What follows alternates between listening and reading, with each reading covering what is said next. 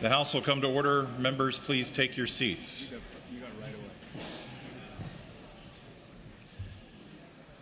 Sergeant at Arms.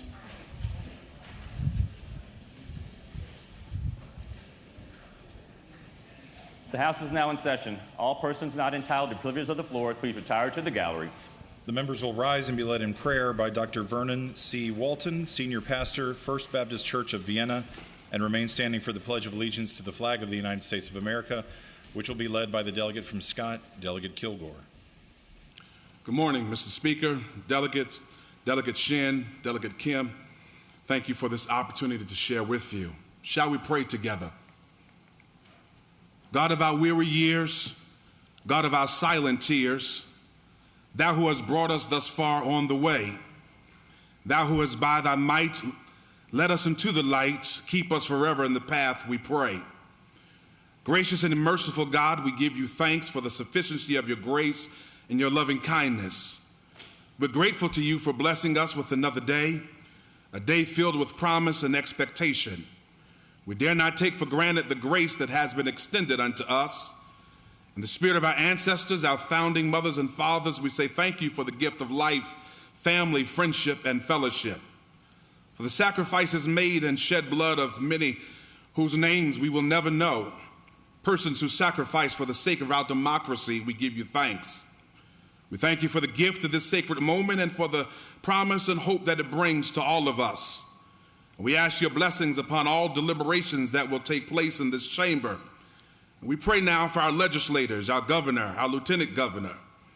And we offer each of them to you. As you have called them to serve, our prayer is that you would order their footsteps, guide their tongues, saturate them with humility, make them sensitive to what is just and fair, give them open hearts and receptive ears, and most of all, compassionate spirits. Finally, we ask your blessings for all of the entire Commonwealth, our nation, and the world. We cannot help but to ask a special blessing upon the citizens of the Ukraine. Help us to experience in the true sense the beloved community, a nation and community not divided by the haves and have-nots, not divided by race, gender, or preference. Help us to focus on our common bonds, common experiences, and shared goals. We offer ourselves completely and totally to you for your divine guidance and direction. Lord, in your mercy, heal broken hearts, set the captive free, liberate those in bondage, and strengthen us to be agents of change and dispensers of justice. This is our prayer, and we submit ourselves to your will. In the name of our liberating God, amen.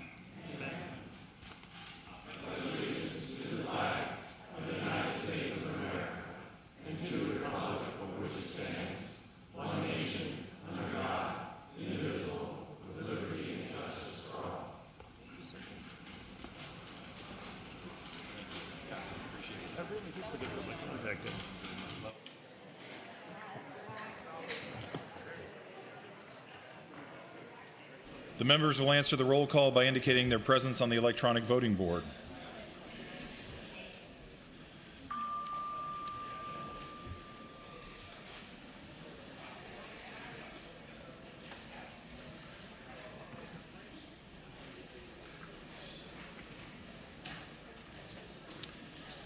The clerk will close the roll.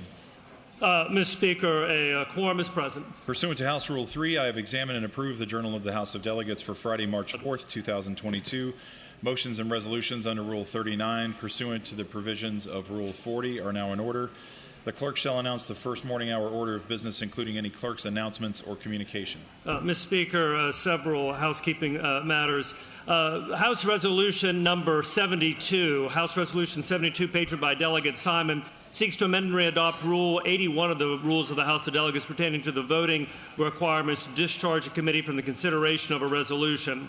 The pertinent part reads in part, provided that a motion to discharge a committee from the consideration of a bill and insert the phrase or joint resolution amending the Constitution, end quote, shall require a majority of those voting. Mr. Speaker, House Resolution 72 is available online on IHOD. This constitutes its fourth reading of the 5 pursuant to House rules.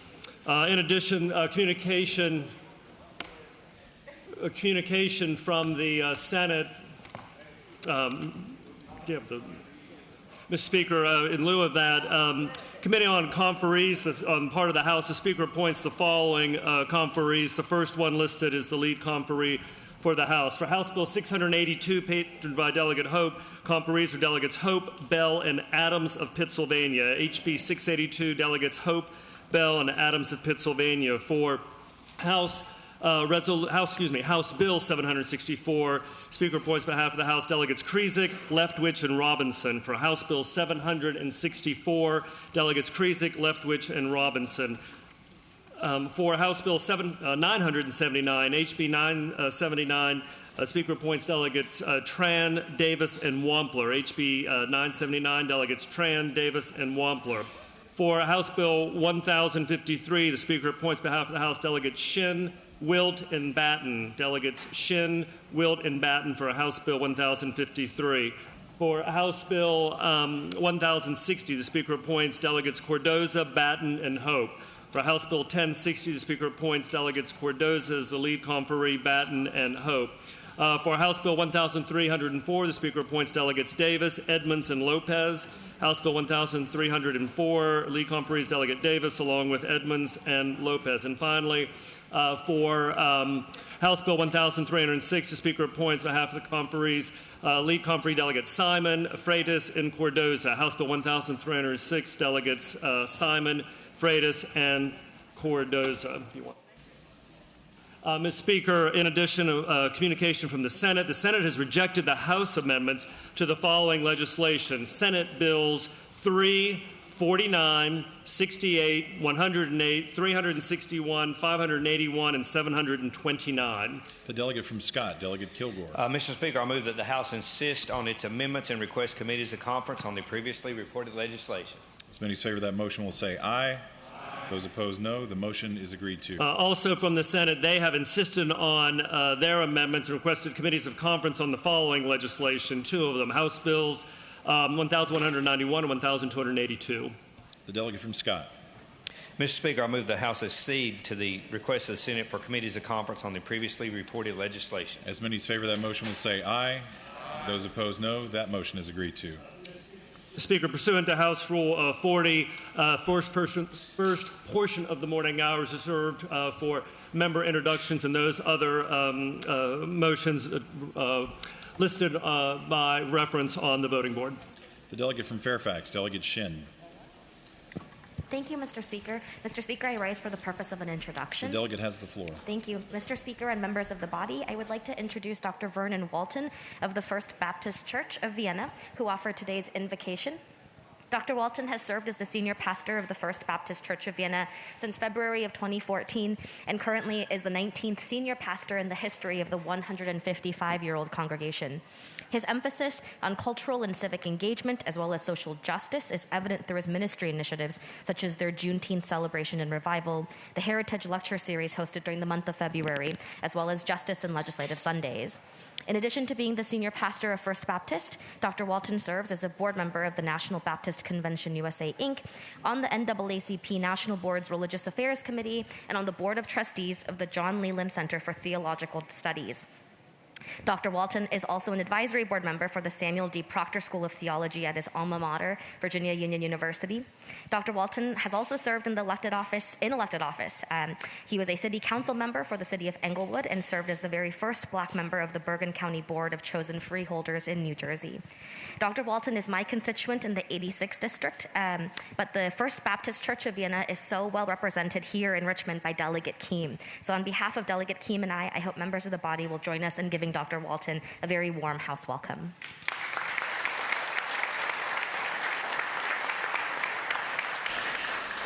The delegate from Chesterfield, Delegate Pointer. Mr. Speaker, I rise for a motion to take an item out of order. The delegate has the floor. I move to take House Resolution 30 out of the block found on page 41 and would like to speak to that, Mr. Speaker. The delegate has the floor. Thank you, Mr. Speaker. Joining us today is Aravelli Avila Jimenez. I'd ask that she rise in the gallery. I thought what better way than to celebrate Women's History Month than to invite an amazing young woman who's making Virginia history right here in our Hopewell community. Aravelli is a student and wrestler at Hopewell High School, and she won first place in the 225-pound weight class at the Virginia Girls Wrestling Championship on January 29th, 2022 at Hayfield High School in Alexandria. Aravelli won her title at the Virginia High School League sanctioned event after defeating the reigning champion in her class in a 7-5 decision, pinning her semifinal opponent in 19 seconds and claiming the final match following her opponent's disqualification. Aravelli notably placed first out of 8 wrestlers in her weight class, despite being the second lightest competitor in her bracket. The House will come to order, please. Thank you. Aravelli is the captain of the Hopewell High School wrestling team and is an inspiration to many young aspiring wrestlers. She credits her success as the result of her hard work and dedication and the unwavering support of her mom, who is with her today, her Hopewell City Public School Superintendent, Dr. Hackney, her principal, Stephanie Poe, who is joining her today, athletic director, Carrie Gray, and her wrestling coach, Rich Hollis. We are so excited for her to join us today, and I would ask that the House join us in recognizing Aravelli for her state championship.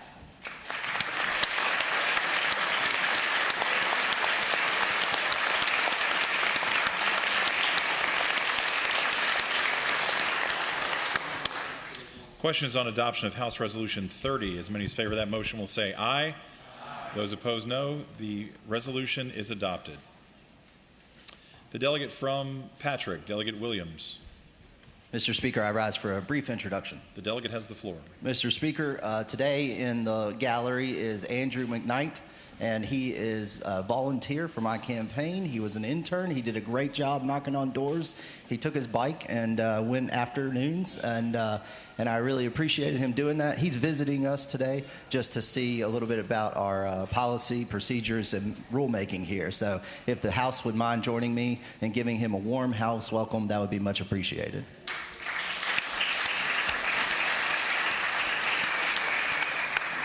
The delegate from Chesapeake, Delegate Hayes. Thank you, Mr. Speaker. Mr. Speaker, I move the adoption of Resolution 342 and that it be removed from the block. The clerk will report a resolution. Page 46 of the printed calendar in the category commending resolutions laid on the Speaker's table, House Joint Resolution 342 commending Ondalyn T. Medina is now before the body. The delegate from Chesapeake, Delegate Hayes. Thank you, Mr. Speaker. Mr. Speaker, at this time, I'd like to ask that Ms. Ondalyn Medina please stand. Mr. Speaker, members of the House, we have with us today an awesome AKA and academician, Ms. Ondalyn Medina. Ondalyn Medina of Chesapeake is an officer in United States Navy and Miss District of Columbia winner, and she finished in the top 10 semifinalists in the Miss America pageant on December the 16th, 2021. Ondalyn was the first Miss America candidate to be awarded the Jean Bartell Military Awareness Scholarship while competing for Miss America. Mr. Speaker, members of the House, she's the daughter of 2 United States Navy officers, and Ondalyn was herself commissioned as an officer in United States Navy in 2019. Ondalyn is also an honor graduate of Hickory High School in Chesapeake and earned an advanced degree from the Governor's School of the Arts. She subsequently earned a bachelor's degree from Hollins University. And also, Ondalyn Medina is certified in Virginia and the District of Columbia as a mental health professional and a licensed psychology associate. And she's pursuing her doctoral degree in clinical psychology from George Washington University. Mr. Speaker, members of the House, Ondalyn has touched countless lives through her social impact initiative, Demand,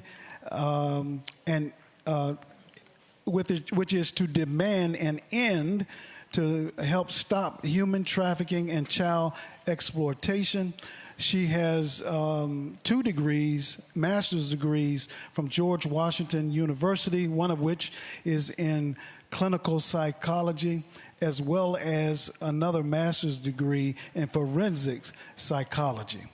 Mr. Speaker, members of the House, please join the delegates from Southern Chesapeake, Delegate Leftwich, Delegate Carr, who's an alumnus, as well as her soror sisters, Delegate Sewell, as well as Delegate Price, and join with me and extend a warm House welcome to Andalyn Medina.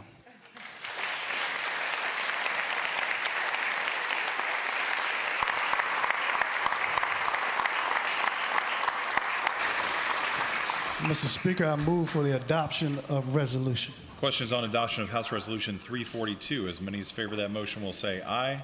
Aye. Those opposed, no. The resolution is adopted. Mr. Speaker, I'll have a quick introduction as well. The delegate has the floor. Thank you, Mr. Speaker. Mr. Speaker, I rise for this introduction. Delegates Munden, King, Bagby, and I, as alumni, along with Delegate Glass, who is also the representative of the 89th District.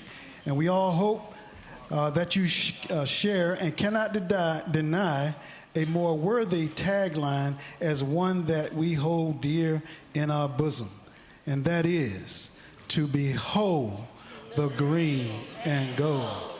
I'm going to ask that the members who are visiting with us and students from Norfolk State University, as well as the dynamic Dr.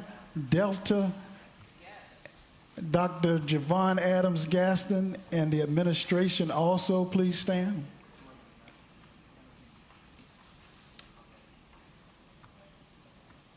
Mr. Speaker, members of the House, if ever there is an analogy of out of the mountain of despair, a stone of hope is derived, it is Norfolk State University, born under the darkness of the Great Depression, and yet produced so much scholarly excellence, civic engagement, awesome athletics, and so many prisoners of hope. That's the Norfolk State University. Norfolk State was founded September the 18th, 1935. The college was brought to life in the midst of the Great Depression, providing a setting in which the youth of the region could build a foundation that expresses their hopes and aspirations. Mr. Speaker, Norfolk State University's strength lies in its core values of excellence, student-centeredness, diversity and inclusiveness, integrity, civility, engagement, pride, and financial empowerment. Norfolk State University is recognized nationally as a premier public institution with outstanding signature academic programs in computer science, cybersecurity, business, nursing, urban affairs, the arts, and early childhood education. The innovative research and the community engagement opportunities there at Norfolk State University have yielded such conferences or organizations as the Center of African American Public Policy. Mr. Speaker, members of the House, please join Delegates Munden, King, Bagby, and I as we extend Norfolk State University a warm House welcome.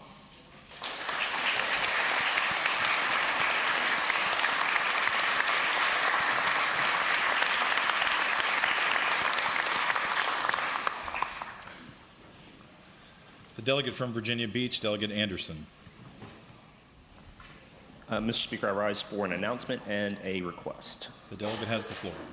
Ladies and gentlemen, today at 6 p.m. there will be a celebration of life for Chad Brown. If you are planning on attending or any of your aides are planning on attending and you have not let me know, please send me a quick email. We want to make sure there's enough food. Mr. Speaker, I have a request. The delegate will state it. Mr. Speaker, I move that when the House adjourns today, we do so in the honor of Chad Allen Brown.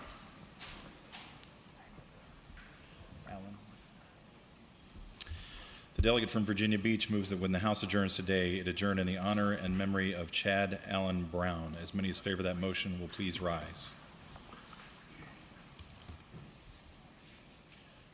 The motion is agreed to. The delegate from Virginia Beach, Delegate Converse Fowler. Thank you, Mr. Speaker. I rise for an introduction. The delegate has the floor. Thank you, Mr. Speaker. I would like to say mabuhay to my brothers and sisters and aunties and uncles, if you would stand. Yay. These are some of my brothers and sisters and aunties and uncles from our Filipino American Community Action Group and our Filipino American Youth Leadership of Hampton Roads. PhilAmCAG is an organization that focuses on advocacy on behalf of the Filipino community in Hampton Roads. They host monthly meetings, voter registration drives, and they educate our community on bills that will impact the Filipino American community. Filipino American Youth Leaders in Hampton Roads are a group of PhilAm students who are interested in training to be some of our future leaders in Hampton Roads. I hope we give them and our house page a warm house welcome.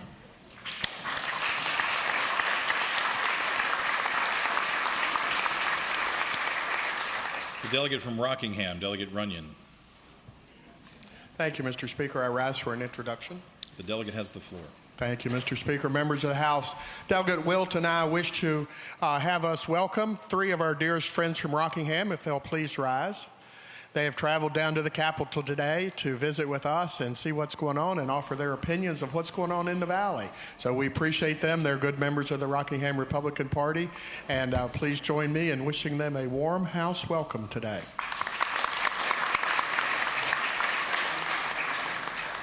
The delegate from Richmond City, Delegate Bourne.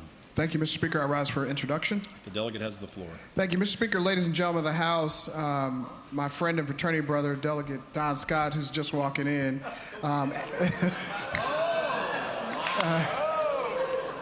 It's Monday. He asked me to stand in his shoes, but I wish he wasn't going to be here to grade the performance. But on behalf of Archon Scott and Archon Torian, we have with us members from the Beta Lambda Boule and some scholars that they have. So if they're in the gallery, I'd ask that they please rise. Mr. Speaker, ladies and gentlemen of the House, Sigma Pi Phi and the Beta Lambda chapter of Sigma Pi Phi have been mentoring, molding, and shaping young men for many, many years, and they brought a few of their scholars here to see what we do and how we do it, and impress upon us the importance of making sure that we give as much resource and investment into our young people as we can, and I just ask the House to give them a warm house welcome.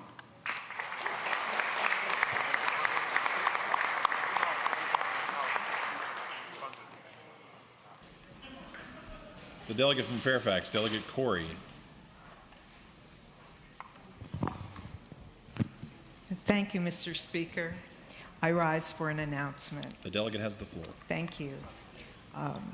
Colleagues, I am going to ask you every day for contributions to Feed More. This is our last week, and Delegate Fowler and I will happily accept food, checks, cash, and maybe promises of contributions to be fulfilled later.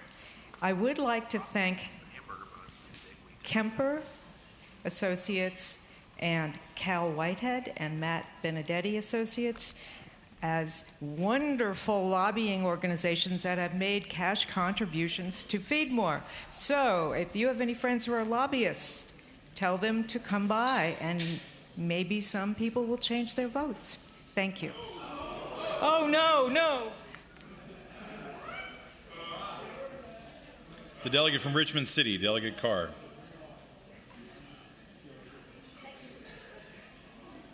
Thank you, Mr. Speaker. I rise for an announcement. The delegate has the floor. Unfortunately, I'm rising to ask for another kind of unanimous consent to The House will come to order. Let's all hear this. Memorial resolution. I'm sorry. Memorial resolution for Connor Garsker. You know, he died about a month ago. A wonderful young man who worked in LIS. So we're doing a memorial resolution. We'd love to have everybody sign on it if they can. Thank you so much. It's passing around over on that side. The delegate from Richmond City asks unanimous consent to introduce a memorial resolution. As many as favor that motion will say aye. Those opposed, no. The motion is agreed to. The delegate from Virginia Beach, Delegate Davis. Thank you, Mr. Speaker. I rise for the purpose of an introduction. The delegate has the floor. Thank you, Mr. Speaker. This morning, Mr. Speaker, it's my pleasure to have two Filipino student pageant winners from Virginia Beach. I'd ask that Corel Fuentes and Mia Alana Kaleem please rise. Mr. Speaker, Corel is a high school freshman at First Colonial High School.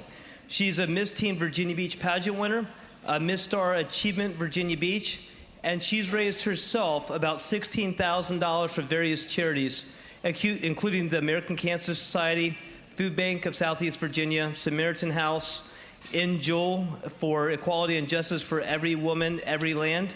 And Mia Alana Kaleem is another pageant winner in her own right. She's an 8th grader at Lansdowne Middle School. You've probably seen her on the floor as a page here during this whole year. She's a former Miss Preteen Philippines Virginia, a current Miss National Teen Virginia, and she's competing now for National Elite Miss America, and she's raised over $40,000 for many charities that help communities all across Virginia, including the Food Bank, Samaritan House, and the American Cancer Society. And I'd ask this body to give them a warm house welcome.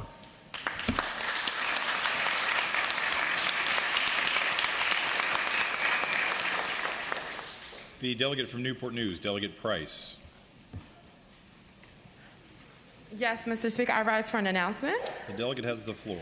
Thank you, Mr. Speaker. I just wanted to remind the members and those here on Capitol Square that Delegates Bagby, Bourne, and I are still collecting full-size and travel-size toiletries, and we will split them between 6 Mount Zion Church in the historic Jackson Ward area of Richmond and the Four Oaks Day Center in Newport News. And so you can take that to my office, put it outside, and we'd really appreciate your help and support in this. Thank you, Mr. Speaker. The delegate from Virginia Beach, Delegate Greenhall. Thank you, Mr. Speaker. I rise to ask that House Joint Resolution 367 be taken out of order.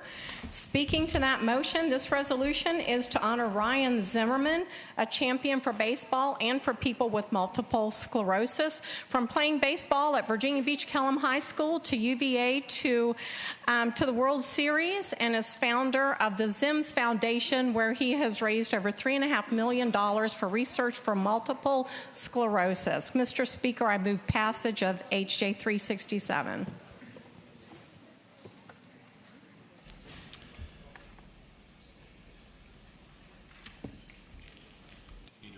Mr. Speaker, House Joint Resolution 367 on page 83 of the printed calendar, HJ 367, commending Ryan Zimmerman. Question is on adoption of House Joint Resolution 367. As many as favor that motion will say aye. Aye. Those opposed, no. The resolution is adopted.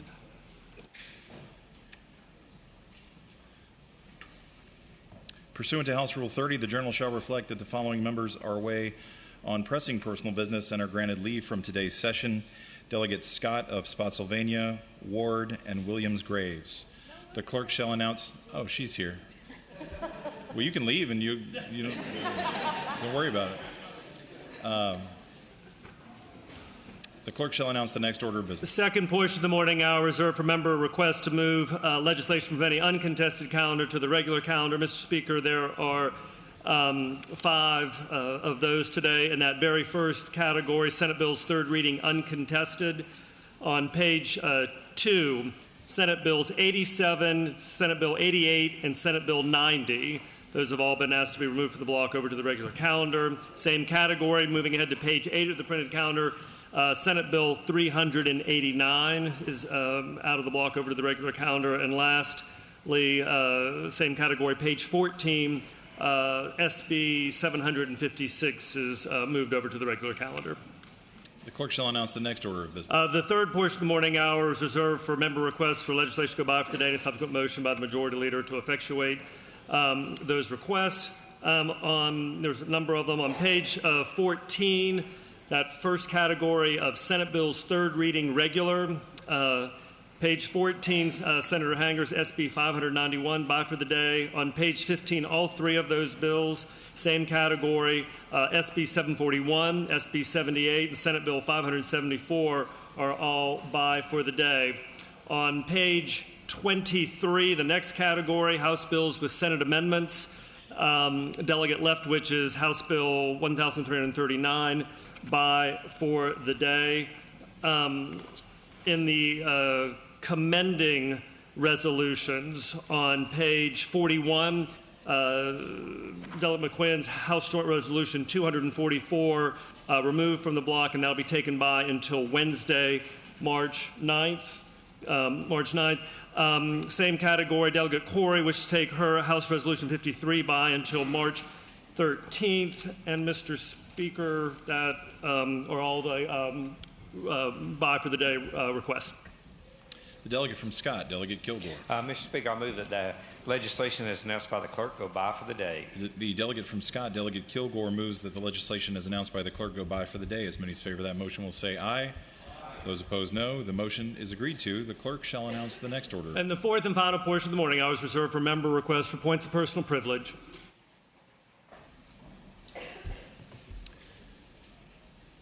The delegate from Fairfax, Delegate Murphy.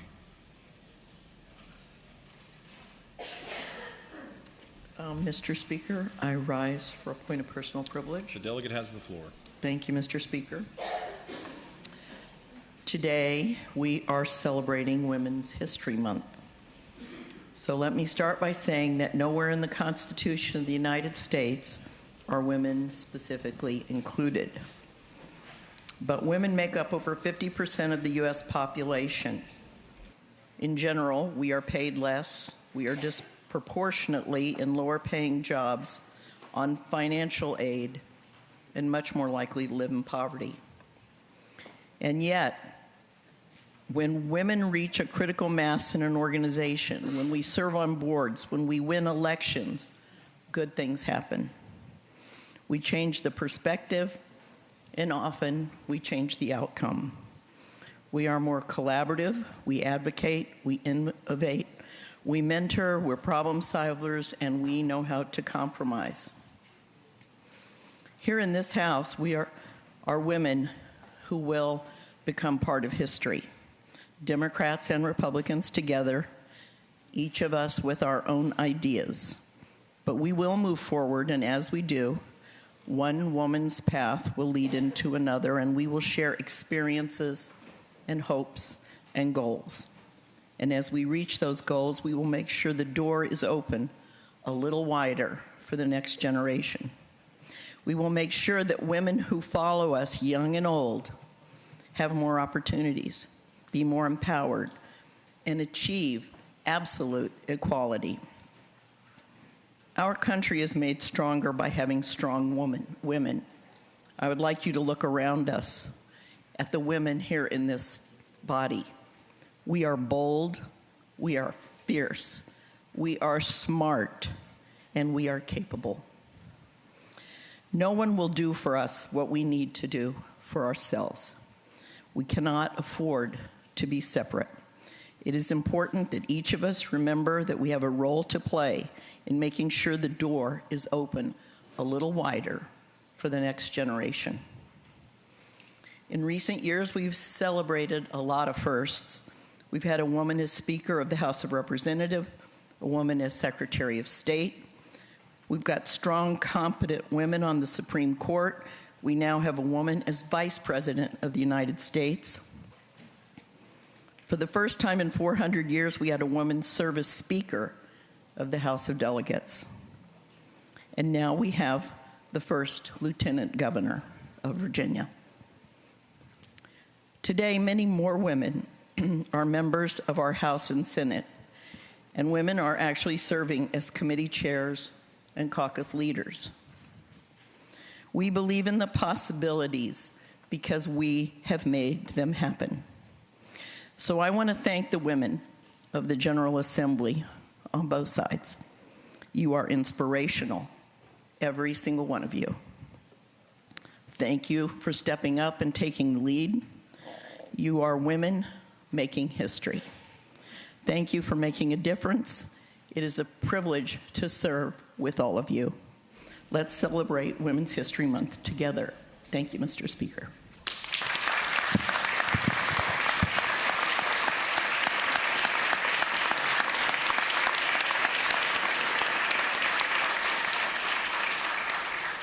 The delegate from Henrico, Delegate Willett. Thank you, Mr. Speaker. I rise for a point of personal privilege. The delegate has the floor. Thank you, Mr. Speaker. I rise today to recognize the brave, talented, and dedicated workforce at the Bon Secours hospitals in Greater Richmond. The past 2 years have been the most difficult that health workers have ever faced, and despite all the sacrifices that Bon Secours employees have made for their patients and communities, they have never sacrificed their compassion. I want to read the body of an excerpt of a letter that a patient named Beverly wrote in January to our emergency department nurse, Christine. Beverly wrote, "What a blessing you were to me and my daughter. You worked on me with such compassion and grace. You didn't withhold information from us when we asked, but as you shared, your composure kept us composed. You definitely have a God-given gift for what you do, and I'm a grateful recipient of you using it to help others. I want you to know that you're invaluable to society." As we've been talking in this body about healthcare workforce shortages and the impact of COVID-19 on our hospitals and health systems, it's important to remember that there are real people behind the numbers and statistics. Every day, healthcare workers are saving lives and caring for patients. Every day, and they're the real people standing behind the numbers and statistics. It's their compassion, skill that are needed and invaluable to society.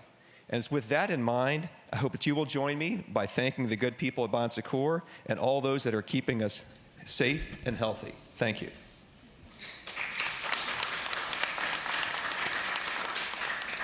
The delegate from Norfolk, Delegate Glass. Thank you, Mr. Speaker. I rise for a point of personal privilege. The delegate has the floor. Thank you, Mr. Speaker.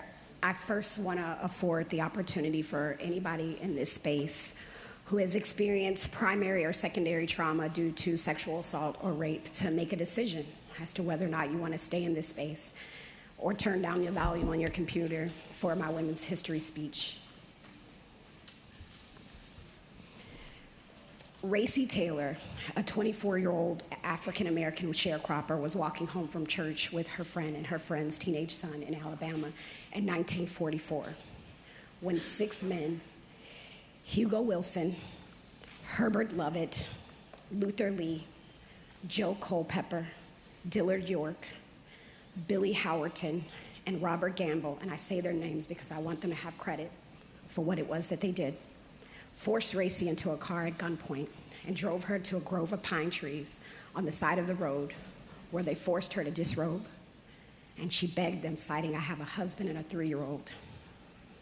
But Hubert Lubbard, who was unmoved by this, ordered her to just act like you do with your husband, or I will cut your damn throat. He and 5 other men raped her. The 7th man, Billy Howerton, he later said, "I didn't take part because I knew Racy." Racy survived that moment. And although it was very dangerous for African Americans to speak out against white people during the Jim Crow era, Racy refused to remain silent about her sexual violence. She bravely reported the attack to the police, and the next day, her house was set on fire. Racy survived. The crime was extensively covered by the black press and an early catalyst for the civil rights movement. The NAACP actually sent a young activist from Montgomery, Alabama chapter, Rosa Parks, to investigate.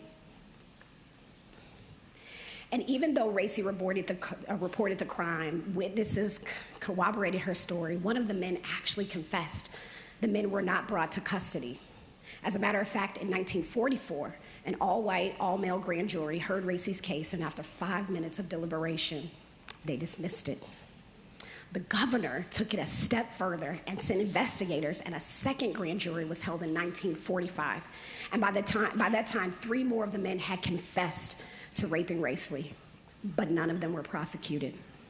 And although the Racy Taylor's case did not succeed in the short term, her bravery helped mobilize communities and build coalitions that would become pillars of the civil rights movement. Now, decades passed before her case actually gained some more traction when a public publication in 2010 by historian Danielle L. McGuire, a white woman, brought it to light. The book prompted an official apology in 2011 to Racy by the Alabama state legislature, which called the failure to prosecute her attackers morally aberrant and repugnant. And that's where my brain kind of unbreaks a little bit. For years, I sat with my trauma thinking that I used it for good, but never got to see justice. I held in my hands and my heart that a police officer looked me in my eyes and said, there is no way that they could convict my first attacker because it was his word against mine. And when I found two European American young ladies whose stories predated and mirrored mine with that same attackers, the police department found a way to get a conviction. And a year and a half later, while on active duty serving this great nation, I saw the same thing. My second attacker, no consequences for assaulting me.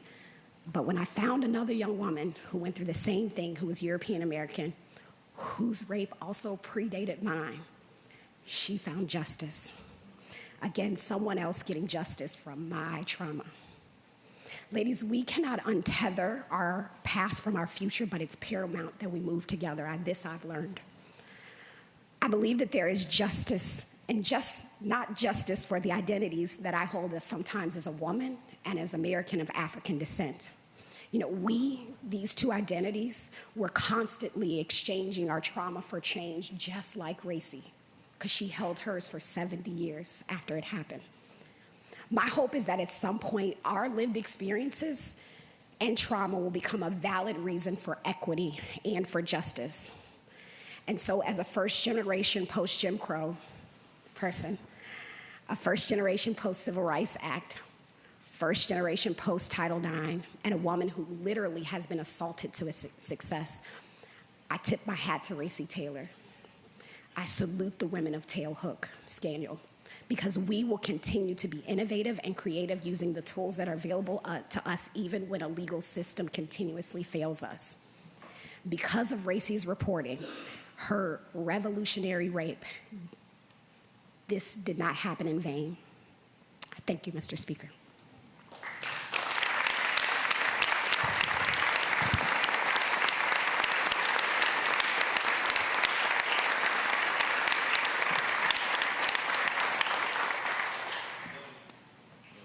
The delegate from Fauquier, Delegate Weber. Thank you, Mr. Speaker. Mr. Speaker, I rise for a point of personal privilege. The delegate has the floor. Thank you, Mr. Speaker. Mr. Speaker, my parents always taught me it's not nice to brag when you make a major new purchase. But I went to the store this weekend and spent a lot of money on something, and I think the body should hear about it. You see, Mr. Speaker, I went to the gas station and filled up my truck. It cost $135. I decided the credit card in twice. For those of you who think that's a function of my truck's gas tank and not the price at the pump, I'd point out that it costs $75 or more to fill up a mid-size passenger car now. Mr. Speaker, I'm dreading the time I fill up my two 1,500-gallon diesel tanks for my operation as we go into planting and hay season this spring. Not to put too fine a point on it, but gas prices have gone insane. If you haven't gotten calls from your constituents about it yet, you will.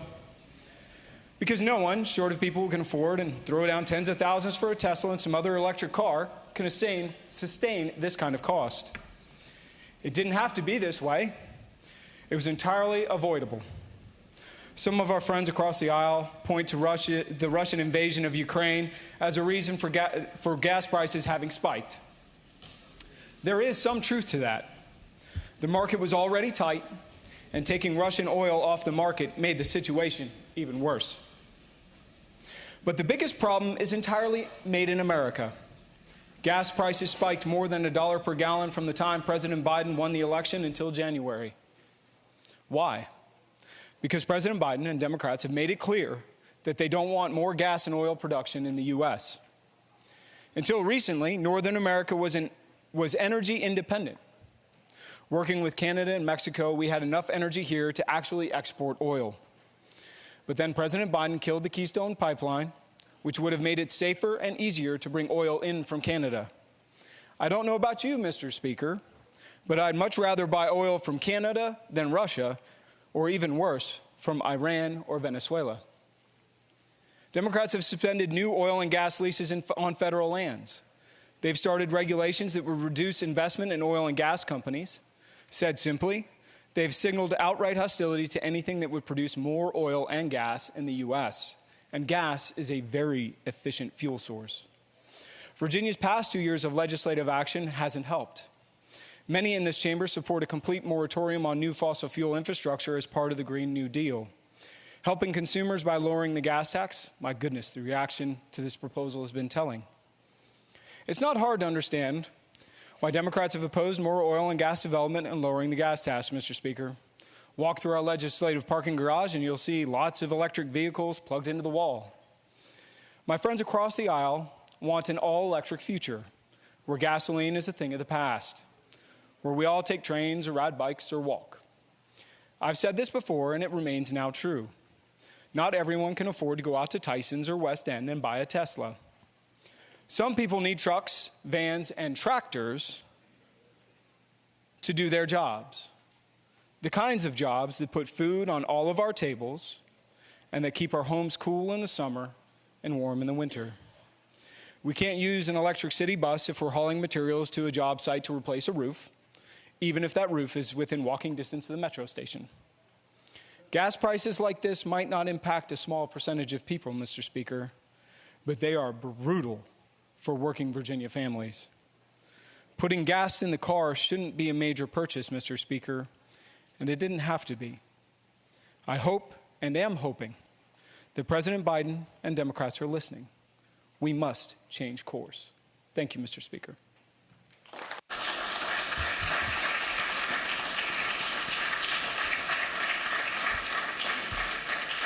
The delegate from Halifax, Delegate Edmonds. Mr. Speaker, I rise for a point of personal privilege. The delegate has the floor. Mr. Speaker, over the weekend, history was made here in Virginia. Mr. Speaker, not only did the Longwood University men's basketball team have their best season ever, but so did the women's basketball team. Mr. Speaker, both the men's and women's basketball teams won more than 20 games this season and secured their respective places in Longwood history by winning the Big South tournament and the first ever trip to the Division I NCAA tournament next week. Mr. Speaker, both teams are coached by proud native Virginians who are both graduates of Virginia institutions of higher learning, and I hope everyone will join me watching both of these teams as they compete next week. Go Lancers.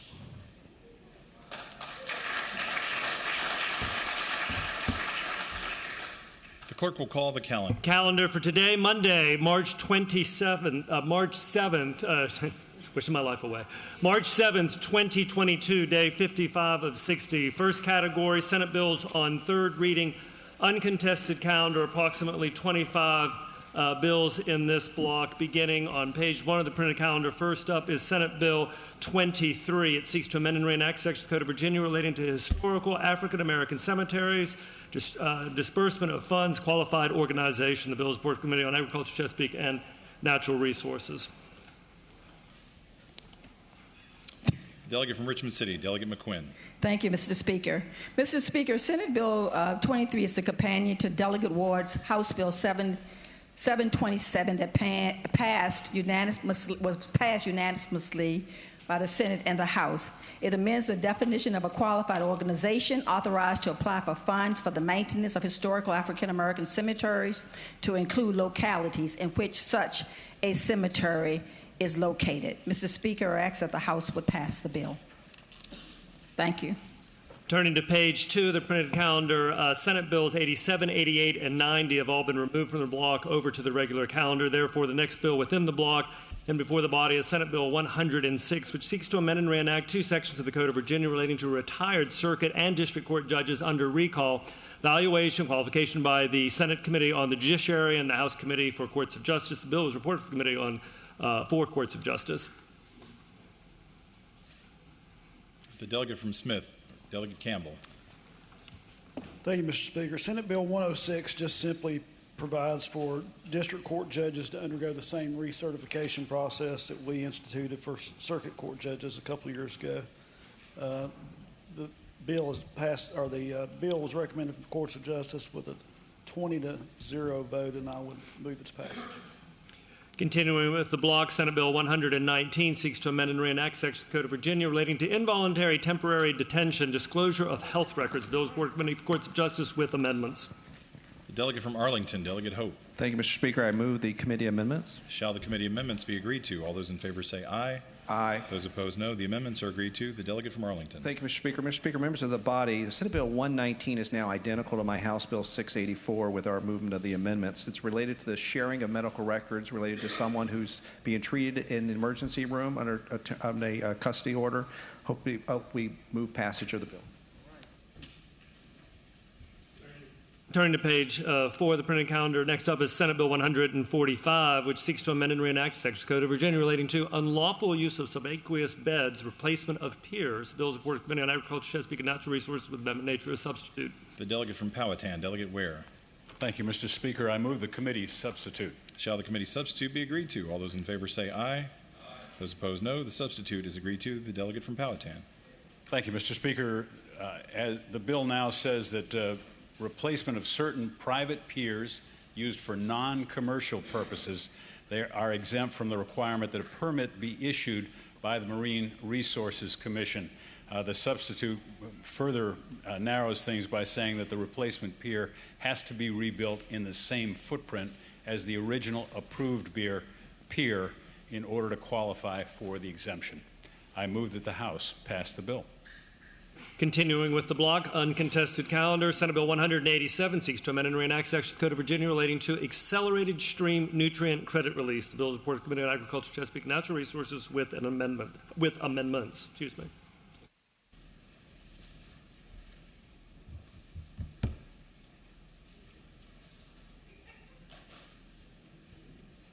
The delegate from Powhatan, Delegate Ware. Thank you, Mr. Speaker. I didn't have that one circled in my calendar. Senate Bill 180, I first move the amendment. Shall the committee amendment be agreed to? All those in favor say aye. Aye. Those opposed, no. The amendment is agreed to. The delegate from Powhatan. Thank you, Mr. Speaker. Senate Bill 187 allows DEQ to adopt guidance allowing for the accelerated release of nutrient credits generated by a stream restoration project based on, number one, a determination of low risk level, number two, the provision of additional financial insurance, and number three, the experience of the applicant. And the amendments provide that the bill will not become effective until 30 days after DEQ issues guidance about implementing accelerated release. I move that the House pass the bill. Continuing with the block, top of page 5, Senate Bill 188 before the body, which seeks to amend and reenact Section of the Code of Virginia relating to nutrient credit stream restoration projects, use of third-party long-term stewards. The bill is reported to the Committee on Agriculture, Chesapeake, and Natural Resources. The delegate from Powhatan. Thank you, Mr. Speaker. Senate Bill 188 authorizes DEQ to allow the use of third-party long-term stewards to hold and manage the long-term management fund to maintain stream restoration projects. I move that the House pass the bill. Senate Bill 201 seeks to amend and reenact sections of the Code of Virginia, all relating to hospitals' financial assistance payment plans. The bill originally reported to the Committee on Health Care Institutions with a substitute and subsequently reported by the Committee on Appropriation. The delegate from Caroline, Delegate Orrock. Mr. Speaker, I move the committee substitute. Shall the committee substitute be agreed to? All those in favor say aye. Aye. Those opposed, no. The substitute is agreed to. The delegate from Caroline. Mr. Speaker, members of the body, now as this bill is before us, it puts in place for all of our hospital system the practices that have been in place for a couple of years for our state hospitals as it relates to screening for financial assistance and collection efforts. I move that the bill be passed. Continuing with the uncontested calendar block, Senate Bill 268 seeks to amend and reenact two sections of the Code of Virginia relating to emergency custody and temporary detention, transportation, transfer of custody, alternative custody. The bill is reported from the Committee of Courts of Justice with the substitute on the 25th of February, subsequently reported from the Committee on Appropriations with amendments drawn to the court's substitute. It's going to be one of those days. The delegate from Albemarle, Delegate Bell. Mr. Speaker, could that go by temporarily? Went to two committees. We need to look at it. Thank you. By temporarily, without objection.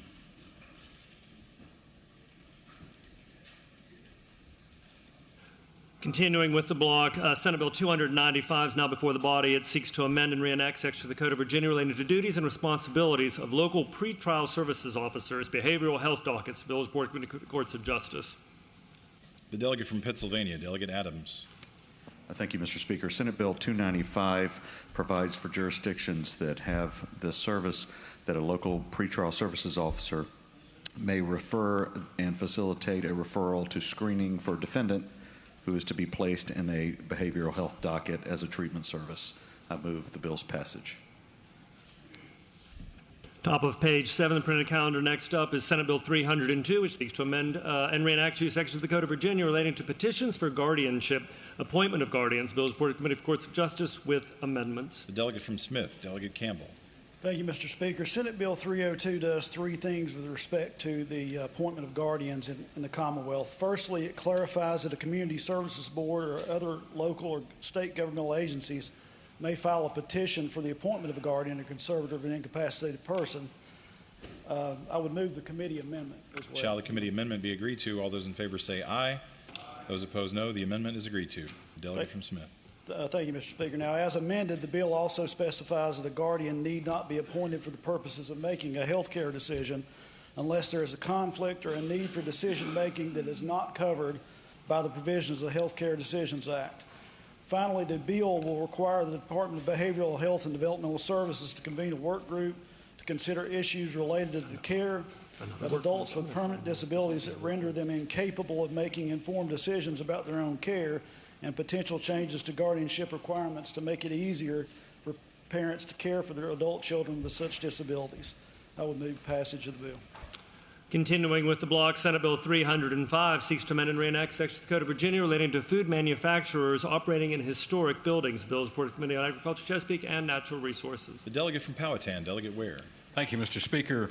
Senate Bill 305 arises out of the circumstance of grist mills operating in historic buildings.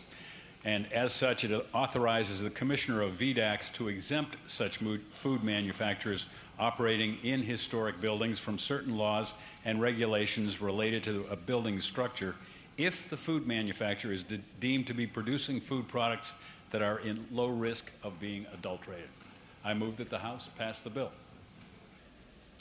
Turning to page 8 of the printed calendar, next up is Senate Bill 357, which seeks to amend and reenact sections of the Code of Virginia relating to a waterway maintenance grant program. The bill is reported to the Committee on Agriculture, Chesapeake, and Natural Resources. The delegate from Powhatan, Delegate Ware. Thank you, Mr. Speaker. Senate Bill 357 would authorize the Virginia Port Authority in awarding grants through the Waterway Maintenance Grant Program to award a grant to a political subdivision or governing body for the dredging of a waterway channel with a bottom that is privately owned if such political subdivision or governing body holds a lease of the bottom with a term of at least 25 years or more. I move that the House pass the bill. Mr. Speaker. The delegate from Fairfax, Delegate Mr. Speaker, I request that this bill, SB 357, be moved to the regular calendar for the purpose of an abstention. Senate Bill 357 to the regular calendar.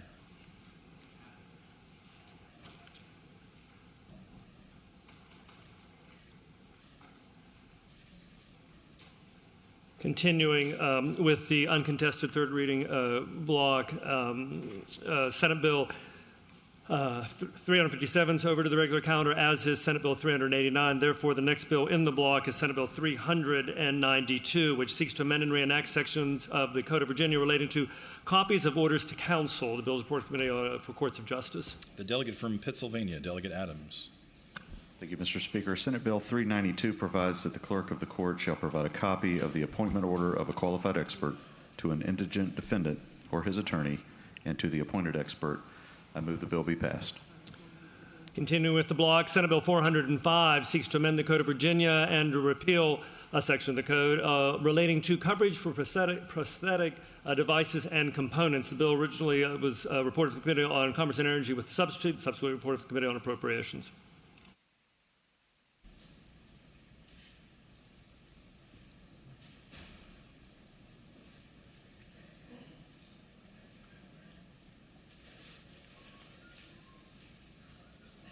The delegate from Bedford, Delegate Byron. Thank you, Mr. Speaker. This provides health insurers corporations providing health care coverage, subscription contracts, and HMOs to provide coverage for medically necessary prosthetic devices, including myoelectric, biomechanical, or microprocessor-controlled prosthetic devices. I hope it will be the pleasure of the House to pass the bill.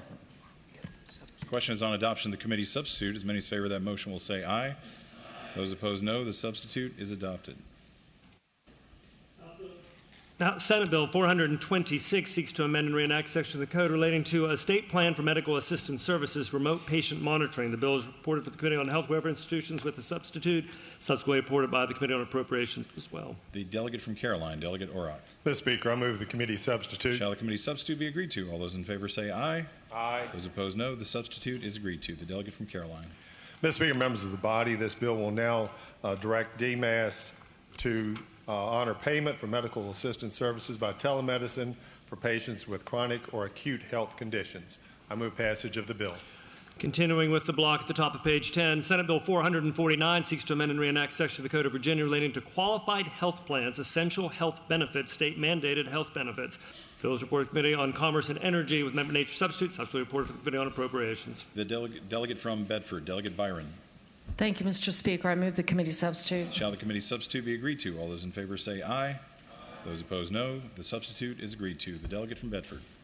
Thank you, Mr. Speaker. This is the bill that provided an exception to the prohibition of a qualified health plan, providing state-mandated health benefits so that we could continue to provide the formula that babies need, that Delegate Murphy has talked about so much, without the state having to bear the cost of that. I hope it will be the pleasure of the House to pass the bill.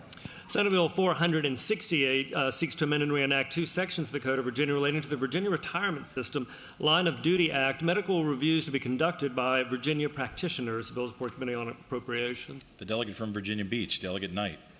Mr. Speaker, Senate Bill 468 is a Line of Duty Act bill that says medical reviews shall be conducted by practitioners located in Virginia or a contiguous state. I move the House pass the bill. Continuing with the uncontested block, Senate Bill 477 seeks to amend and reenact section of the Code of Virginia relating to historical African American cemeteries. Bill is reported to the Committee on Agriculture, Chesapeake, and Natural Resources. The delegate from Richmond City, Delegate McQuinn. Thank you, Mr. Speaker. Mr. Speaker, Senate Bill 477 passed the House in 99-0, Senate 40-0. This bill extends the establishment date from 1900 to 1948 for qualified cemetery eligible for funding from the African American Cemetery and Grave Fund. Many African American cemeteries, as you know, are in deep need of maintenance, and so this would add a number of cemeteries to that list. I hope it be the pleasure of the body to pass the bill. Thank you. Continuing with the block, Senate Bill 497 would require that one judge of the Second Judicial Court be a resident and domiciliary of the county of Accomack or Northampton and preside regularly in the counties of Accomack and Northampton. The bill is for courts of justice. The delegate from Smith, Delegate Campbell. Thank you, Mr. Speaker. Mr. Speaker, on its face, Senate Bill 497 would appear to be some home cooking by my good friend from the Northern Neck over here. But I can speak from experience in telling you that historically, at one time I had to drive nearly 8 hours across the state to depose a doctor on the Northern Neck, and I will tell you that we will not be able to get a judge to go there otherwise. So I hope it's a pleasure. Eastern Shore, exactly. So I hope it's a pleasure of the House to pass the bill. Senate Bill 498 seeks to amend the Code of Virginia relating to conveyances of property, acceptance by clerk's office for recordation. The bill is reported to the Committee for Courts of Justice with amendment nature as substitute.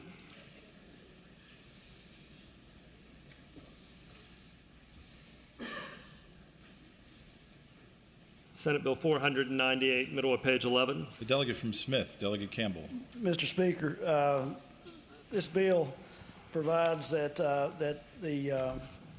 upon the delivery of the deed to the clerk of the court for recordation, that would constitute a presumption of. Mr. Speaker, let me pass on this bill 1 second, and I'll get back to you. Without objection, by temporarily.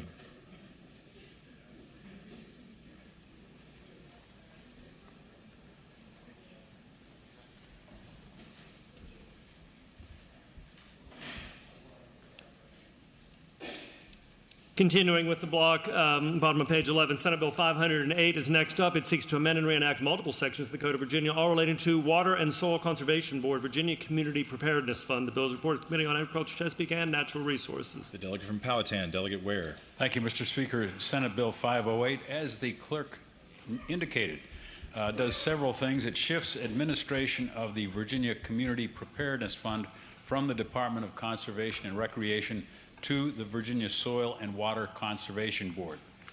In addition, it also expands the membership of the board from 9 to 11 members, with the General Assembly making the 2 additional appointments from flood-prone communities.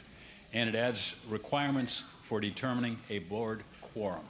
I move that the House pass the bill. Continuing with the category, Senate bills on third reading, uncontested calendar block. Senate Bill 551 is now before the body. It seeks to amend and reenact 4 sections of the Code of Virginia relating to flood resiliency and protection. The bill is reported to the Committee on Agriculture, Chesapeake, and Natural Resources with an amendment. The delegate from Fairfax, Delegate Bulova. Thank you, Mr. Speaker. Move the committee amendment. Shall the committee amendment be agreed to? All those in favor say aye. Those opposed, no. The amendment is agreed to. The delegate from Fairfax. Thank you, Mr. Speaker. Ladies and gentlemen of the House, with the amendment, Senate Bill 551 is the same as my House Bill 516, which came out of this body unanimously. The bill implements the recommendations of the first Coastal Resilience Master Plan and expands planning to include inland flooding. Mr. Speaker, I'd move that we pass the bill. Senate Bill 567 would allow the State Water Control Board to amend certain regulations. Bills reported to Agriculture, Chesapeake, and Natural Resources with an amendment. The delegate from Powhatan, Delegate Ware. Thank you, Mr. Speaker. I move the committee amendments. Shall the committee amendments be agreed to? All those in favor say aye. Those opposed, no. The amendments are agreed to. The delegate from Powhatan. Thank you, Mr. Speaker. This bill actually refers to one singular subdivision, and it directs the State Water Control Board to amend certain regulations related to the Virginia Pollutant Discharge Elimination System permitting, which can also be issued to an existing sewage treatment plant serving this particular neighborhood, if such sewage treatment plant has a documented history of substantial noncompliance and cannot feasibly be connected to a publicly owned sewage treatment plant. The bill is narrow and is further narrowed by the amendments we've just adopted. I move that the House pass the bill. Senate Bill 593 seeks to amend and reenact multiple sections of the Code of Virginia relating to custody and transportation of persons subject to emergency custody orders or temporary detention process, alternative custody, auxiliary police officers. The bill is reported to the Committee of Courts of Justice, Amendment Nature Substitute, and subsequently reported by the Committee on Appropriations. The delegate from Albemarle, Delegate Bell. Mr. Speaker, I move the substitute from the Courts of Justice Committee. Shall the substitute be agreed to? All those in favor say aye. Those opposed, no. The substitute is agreed to. The delegate from Albemarle. Mr. Speaker, members of the body, as amended, this bill allows auxiliary police officers to provide transportation for persons subject to an emergency custody or temporary detention order. It adds an employee or designee of DBHDS to the list of persons who may provide alternative transportation, provides that in cases in which this transportation is ordered to be provided by an alternative transportation provider, the law enforcement agency that executes the order may transfer custody immediately upon execution of the order. I'll be with the pleasure of the body to pass the bill. Continuing with the block, Senate Bill 604 seeks to amend and reenact 2 sections of the Code of Virginia relating to animal cruelty, companion animals penalty. The bill is reported to the Committee on Agriculture, Chesapeake, and Natural Resources with Amendment Nature Substitute. The delegate from Powhatan, Delegate Ware. Thank you, Mr. Speaker. I move the committee's substitute. Shall the committee's substitute be agreed to? All those in favor say aye. Those opposed, no. The substitute is agreed to. The delegate from Powhatan. Now that we've adopted this simplifying substitute, Senate Bill 604 clarifies that dogs and cats in possession of a person or entity that breeds dogs or cats for sale or transfer to an animal research facility are considered companion animals for the purposes of animal cruelty statutes. The bill also provides that breeding dogs or cats for this purpose or breeding dogs or cats within a research facility does not constitute bona fide scientific or medical experimentation for purposes of animal cruelty statutes. The provisions of the bill are contingent on funding in a General Appropriation Act and don't become effective unless reenacted by the 2023 session of the General Assembly. I move that the House pass the bill. Turn to page 14. Senate Bill 756 has been removed from the block over to the regular calendar. Therefore, backing up to page 6 of the printed calendar, bill before the body is Senate Bill 268, which seeks to amend and reenact two sections of the Code of Virginia relating to emergency custody and temporary detention, transportation, transfer of custody, alternative custody. The bill is reported from the Courts of Justice with a substitute. Subsequently, the bill was reported to the Committee on Appropriations with amendments drawn to the Court's substitute. The delegate from Albemarle, Delegate Bell. Mr. Speaker, I have a parliamentary inquiry. The delegate will state it. Where we have a substitute that then is amended, do we move the substitute first and then? Okay. Mr. Speaker, I move the Committee of Courts of Justice substitute. Yeah. Shall the substitute be agreed to? All those in favor say aye. Aye. Those opposed, no. The substitute is agreed to. Mr. Speaker, the delegate from Albemarle. I move the amendments made to that substitute by the Committee of Appropriations. Shall the committee amendments from Appropriations be agreed to? All those in favor say aye. Aye. Those opposed, no. The amendments are agreed to. The delegate from Albemarle. Mr. Speaker, as substituted and amended, this bill would require a magistrate to consider all alternative transportation options when designating the person who will provide transportation for persons subject to an emergency custody order, and provides that the magistrate shall only designate the local law enforcement agency as the transportation provider if no alternative transportation is available. Bill provides that in cases when transportation is provided by the alternative transportation provider, the law enforcement officer who executed the order may transfer custody to the alternative transportation provider immediately upon execution of the order. It also provides that when a state hospital is designated as the facility of temporary detention, the state hospital may designate an available transportation provider to assume custody of the person who is subject to the TDO. Hopefully the pleasure of the body to pass the bill. And, Mr. Speaker, turning to page 11, last bill in the Senate bills on third reading uncontested calendar block is Senate Bill 498, which seeks to amend the Code of Virginia relating to conveyance of property, acceptance by clerk's office for recordation. Bill is reported to Committee for Courts of Justice with a substitute. The delegate from Fairfax, Delegate Simon. Mr. Speaker, I move the committee substitute. Shall the committee substitute be agreed to? All those in favor say aye. Those opposed, no. Mr. Speaker, as substituted, what this bill does now, HB 498 or SB 498, is it creates a presumption as to other government agencies that once the clerk of the court accepts a deed, it's correct as to form. The problem they're trying to solve there is that in a number of jurisdictions, after it's recorded at the clerk's office, sometimes somebody at the tax office will go back to the attorney and ask for corrections or changes to the way you did it in form. This bill says that the clerk gets to decide whether they're correct as to form, and after they've made that decision, it's presumed to be correct. I hope there'll be the pleasure of the body to pass the bill. The delegate from Scott, Delegate Kilgore. Mr. Speaker, I have a motion. The delegate will state it. On page 9, Senate Bill 405, I would ask that be moved from the uncontested to the regular calendar at the request of a member. Senate Bill 405 to the regular calendar.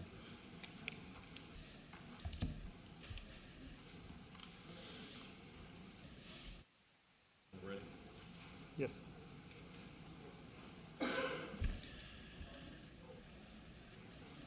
Shall the bills pass?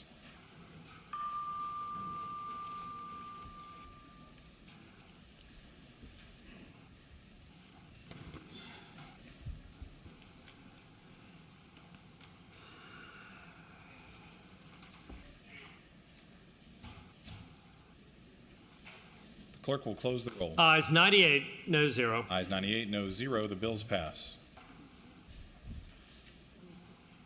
Continuing with today's calendar, next category, Senate bills on third reading regular calendar. Approximately 22 bills in this category. Middle of page 14 and on pages 15 of the printed calendar, Senate bills 591, 741, 78, and 574 have all been taken by for the day. So therefore, turning to page 16 of the printed calendar, the first bill in this category is Senate Bill 192, which seeks to amend and reenact section of the Code of Virginia related to local health director qualifications. The bill is reported to the Committee on Health, Welfare, and Institutions with an amendment nature of a substitute. The delegate from Scott, Delegate Kilgore. Mr. Speaker, may Senate Bill 192 go by for the day? All those in favor of Senate Bill 192 going by for the day say aye. Those opposed, no. That bill is by for the day. Try again. Senate Bill 345. It seeks to amend multiple sections of the Code of Virginia related to Department of Motor Vehicle documents, blood type. The bill is reported to the Committee on Transportation. The delegate from Winchester, Delegate Wiley. Thank you, Mr. Speaker. SB 345, patroned by Senator Barker, authorizes an applicant for a driver's license or identification card to indicate their blood type on their card for the purpose of providing emergency medical support by emergency medical service agencies. The bill prohibits the disclosure of such data and provides that the DMV is not liable for the accuracy of such data. It has a late effective date of July 1st, 2023, and reported from Transportation 75. I move passage of the bill. Shall the bill pass?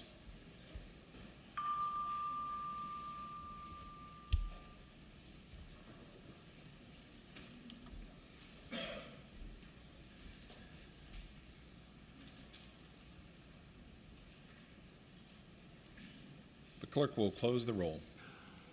Ayes 71, noes 27. Ayes 71, noes 27. The bill passes. Next up is Senate Bill 722. It seeks to amend and reenact Sections of the Code of Virginia relating to improper parking. The bill is reported to the Committee on Transportation with amendments. And, Mr. Speaker, Delegate Rome has a floor amendment in the nature of a substitute. The delegate from Winchester, Delegate Wiley. Mr. Speaker, I move the floor amendment, and if I may speak to it. Do we have to kill the committee amendment first? The amendment with nature substitute. Are you, what are you trying to, are you trying to do her? Correct. Okay. She could speak to it. The delegate from Prince William, Delegate Rome. Thank you, Mr. Speaker. Mr. Speaker, first I would move that we reject the committee amendment. Shall the committee amendment be agreed to? All those in favor say aye. Those opposed, no. No. The committee amendment is rejected. The clerk will report a floor amendment. Mr. Speaker, the floor substitute offered by Delegate Rome is available online and in IHOD and is presently before the body. The delegate from Prince William.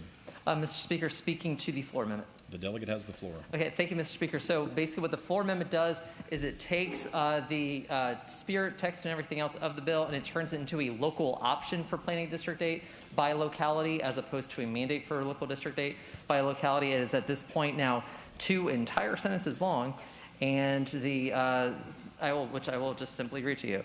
It is the governing body of any county, city, or town in Plain District 8 may by ordinance prohibit parking any motor vehicle with its wheels fully on the curb or straddling the curb of a highway right-of-way. Such ordinance may provide that any motor vehicle parked in violation of an ordinance adopted pursuant to this subsection may be subjected to a fine and may be removed by or under the direction of a law enforcement officer or parking enforcement officer. I worked this out with the patron of the weekend. He's good with it. And Mr. Speaker, I move passage of the bill. Shall the floor substitute be agreed to? All those in favor say aye.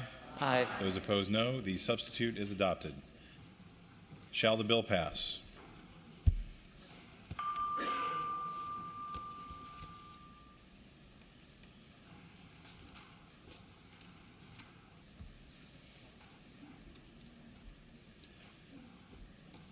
The clerk will close the roll.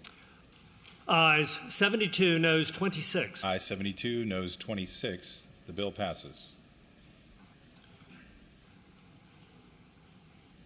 Continuing with Senate bills on third reading regular, Senate Bill 8. It seeks to amend and reenact sections of the code relating to hunting on Sunday. The bill is reported to the Committee on Agriculture, Chesapeake, and Natural Resources. The delegate from Halifax, Delegate Edmonds. Mr. Speaker, Senate Bill 8 simply allows Sunday hunting on public lands similarly to private lands. It does not allow hunting on any public lands previously closed to hunting. I move that the House pass the bill. Shall the bill pass?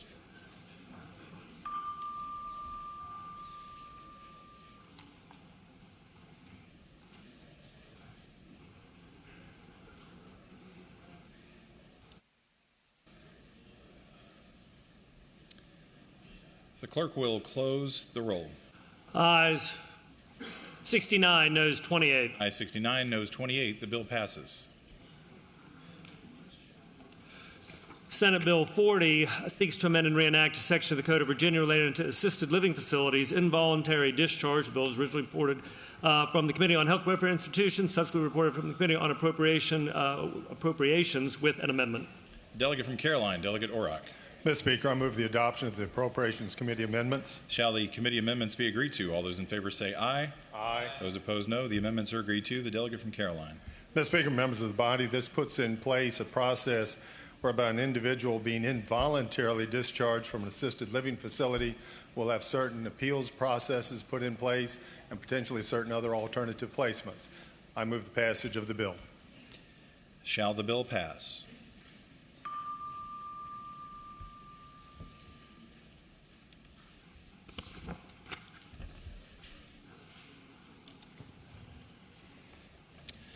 Clerk will close the roll. Ayes 97, no 0. Ayes 97, no 0. The bill passes. Turning to page 18, next up is Senate Bill 102. It seeks to amend and reenact section of the code relating to criminal acts committed during a close pursuit.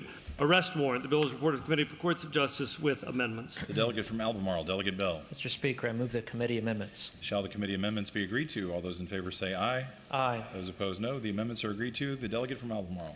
Mr. Speaker, as amended, this would allow the law enforcement officer in a case of close pursuit to obtain the warrants in the county or city in which the final arrest was made. Of note, it does not make any changes to where those cases would actually be prosecuted, but simply where the warrants could be obtained. Hopefully, the pleasure of the House to pass the bill. Shall the bill pass?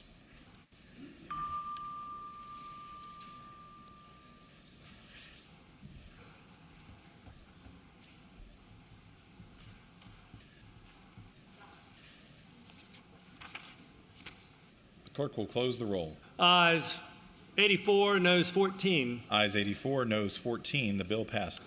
Senate Bill 241 seeks to amend the Code of Virginia relating to Renal Disease Council Fund report. The bill is originally reported to the Committee on Health, Welfare, and Institutions, subsequently reported by the Committee on Appropriations with an amendment nature of substitute. The delegate from Caroline, Delegate Orrock. Mr. Speaker, I move the Appropriations Committee substitute. Shall the substitute be agreed to? All those in favor say aye. Aye. Those opposed, no. The substitute's agreed to. The delegate from Caroline. Mr. Speaker, members of the body, this creates within the executive branch an advisory council on renal disease issues. I move passage of the bill. Shall the bill pass?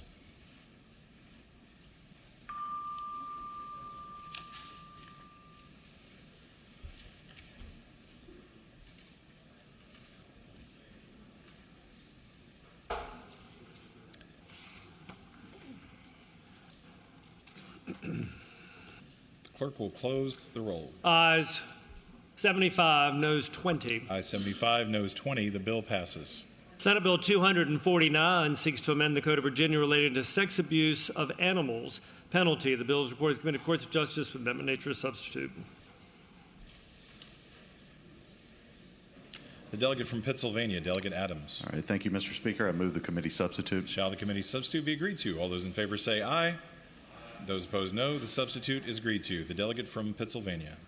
Senate Bill 249 amends sections of the Criminal Code relating to morals and decency by punishing as a Class 6 felony certain ancillary acts related to long-standing crimes against nature.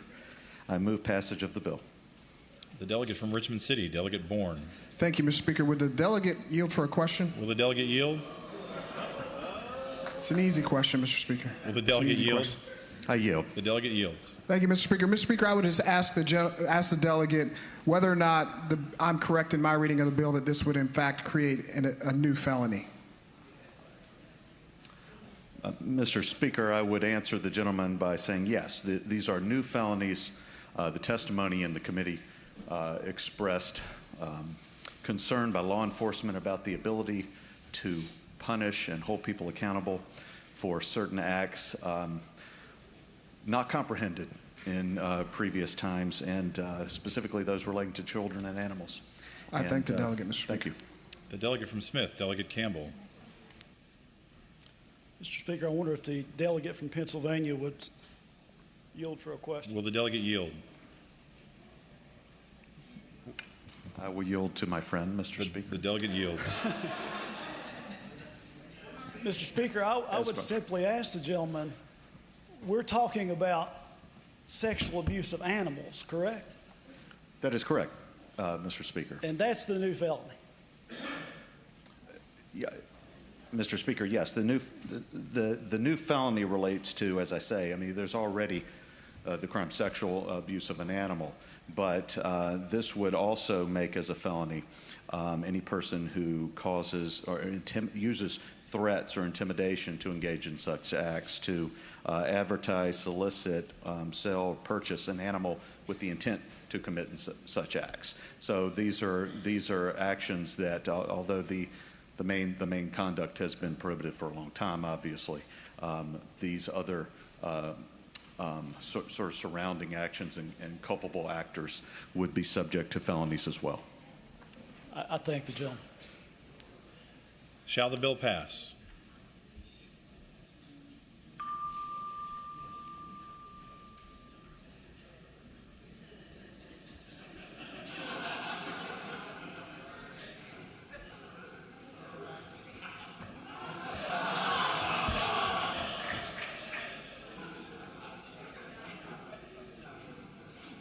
clerk will close the roll. Ayes 97, noes 0. Ayes 97, noes 0. The bill passes. Continuing with Senate Bill's third reading regular calendar, Senate Bill 279 seeks to amend and reenact two sections of the Code of Virginia relating to vicious dogs. The bill is Board Committee on Agriculture, Chesapeake, and Natural Resources. The delegate from Powhatan, Delegate Ware. Senate Bill 279 requires a law enforcement officer or animal control officer to apply to a magistrate for a summons for a vicious dog if such officer is located in either the jurisdiction where the vicious dog resides or in the jurisdiction where the vicious dog committed one of the acts set forth in the definition. The bill also requires evidentiary hearing or appeal to be held not less than 30 days from the date of the summons or appeal unless good cause is found by the court. The bill would align vicious dog and dangerous dog requirements, and I move that the House pass the bill. Shall the bill pass?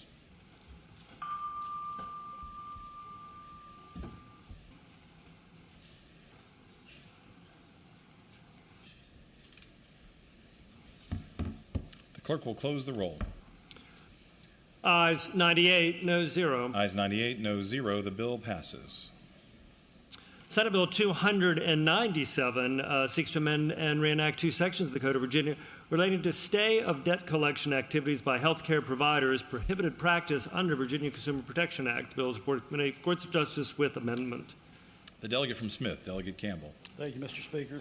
Ladies and gentlemen of the House, Senate Bill 297 would create a new civil cause of action under the Virginia Consumer Protection Act against healthcare providers that undertake debt collection activities prior to an award from the Criminal Injuries Compensation Fund or is otherwise determined to be non-compensable by the fund.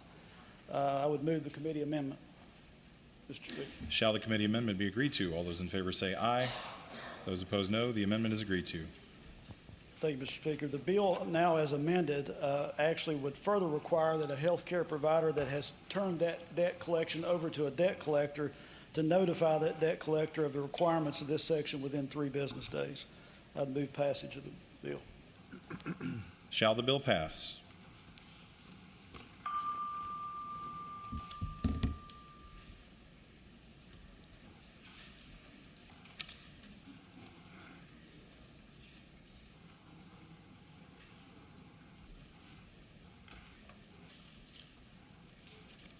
Clerk will close the roll.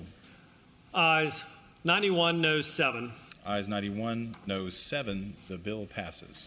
Continuing with Senate Bill's third reading regular, top of page 20, bill before the body is Senate Bill 348, which seeks to amend and reenact multiple sections of the Code of Virginia related to child support and spousal support, retroactivity, child support obligations, parties' incarceration not deemed voluntary, unemployment or underemployment. The bill is Board Committee of Courts of Justice with amendment. The delegate from Scott, Delegate Kilgore. Mr. Speaker, ladies and gentlemen of the House, I move that we adopt the committee amendments. Shall the committee amendments be agreed to? All those in favor say aye. Aye. Those opposed, no. The amendments are agreed to. The delegate from Scott. Mr. Speaker, ladies and gentlemen of the House, this bill makes various changes to law related to child support orders, including addressing when one party's incarcerated and saying that that is not voluntary unemployment or underemployment. And the reason we need this bill is it's federal law now, and if we do not enact this bill, we will lose $75 million that the federal government gives us. Federal government gives us back for child support to aid to dependent children. So the Department of Social Services ask us to pass this bill, and I would ask that we pass the bill, Mr. Speaker. Shall the bill pass?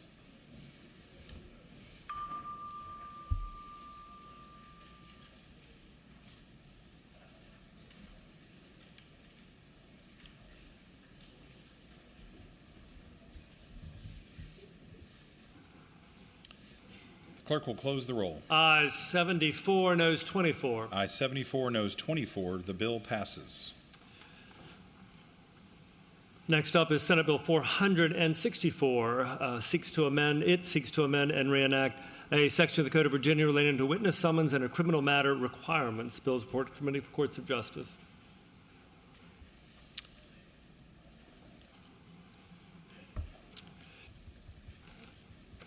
The delegate from Pennsylvania, Delegate Adams. Mr. Speaker, can that go by temporarily? Without objection, by temporarily.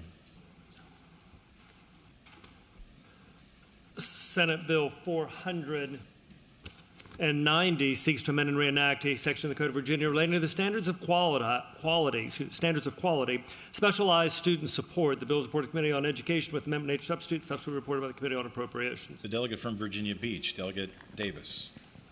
Thank you, Mr. Speaker. I would move to substitute.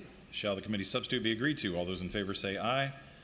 Those opposed, no. The substitute is agreed to. The delegate from Virginia Beach. Thank you, Mr. Speaker. Senate Bill 490, as substituted now, deals with solely principals and assistant principals. It says that principals, there should be one full-time principal in each elementary school, middle school, and high school to be employed on a 12-month basis. And there shall be an assistant principal full-time per 500 elementary school, middle school, and high school students. It passed out of appropriations 21-0, and I would move this adoption. Shall the bill pass?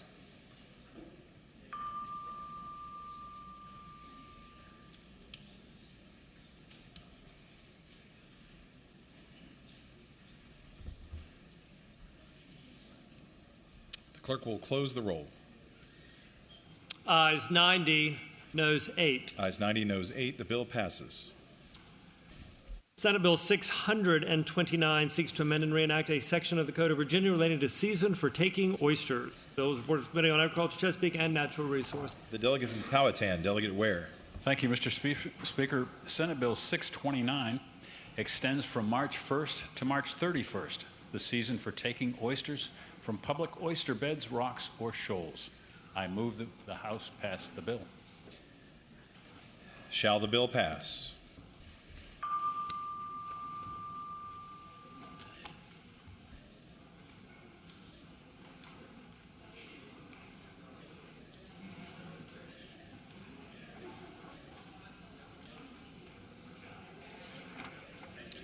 The clerk will close the roll. Ayes 94, noes 3. Ayes 94, noes 3. The bill passes.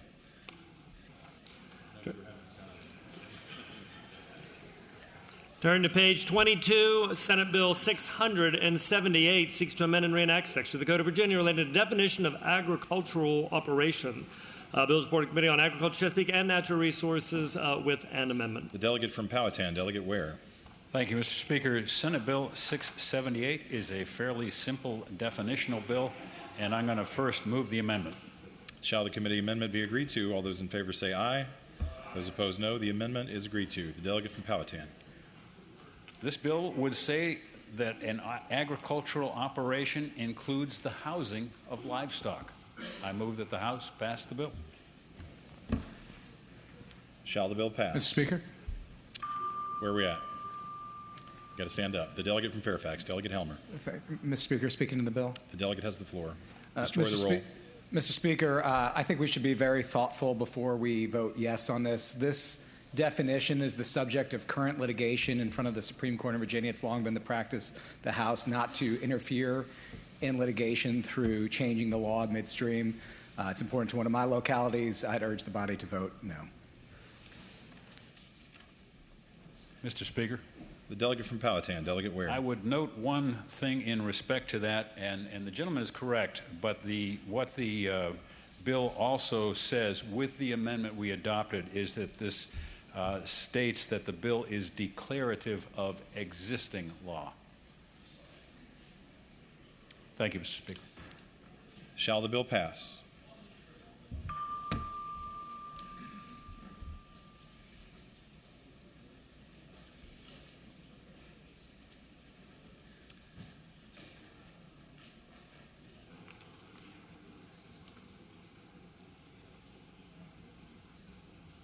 The clerk will close the roll. Ayes 52, noes 45. Ayes 52, noes 45. The bill passes.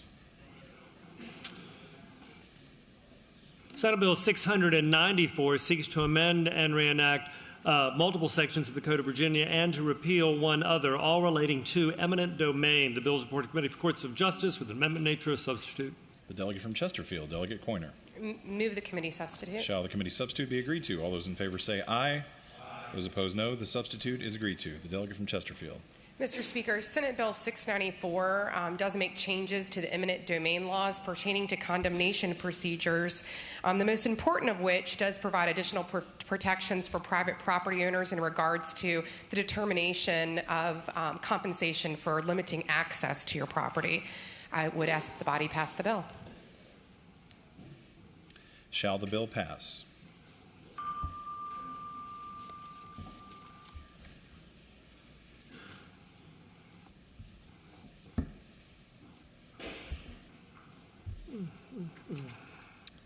The clerk will close the roll. Ayes 52, noes 46. Ayes 52, noes 46. The bill passes. Turning to page 23 of the printed calendar, next up is Senate Bill 514, which would direct the Office of the Executive Secretary of the Supreme Court of Virginia to perform certain tasks related to adult guardianship and conservatorship cases.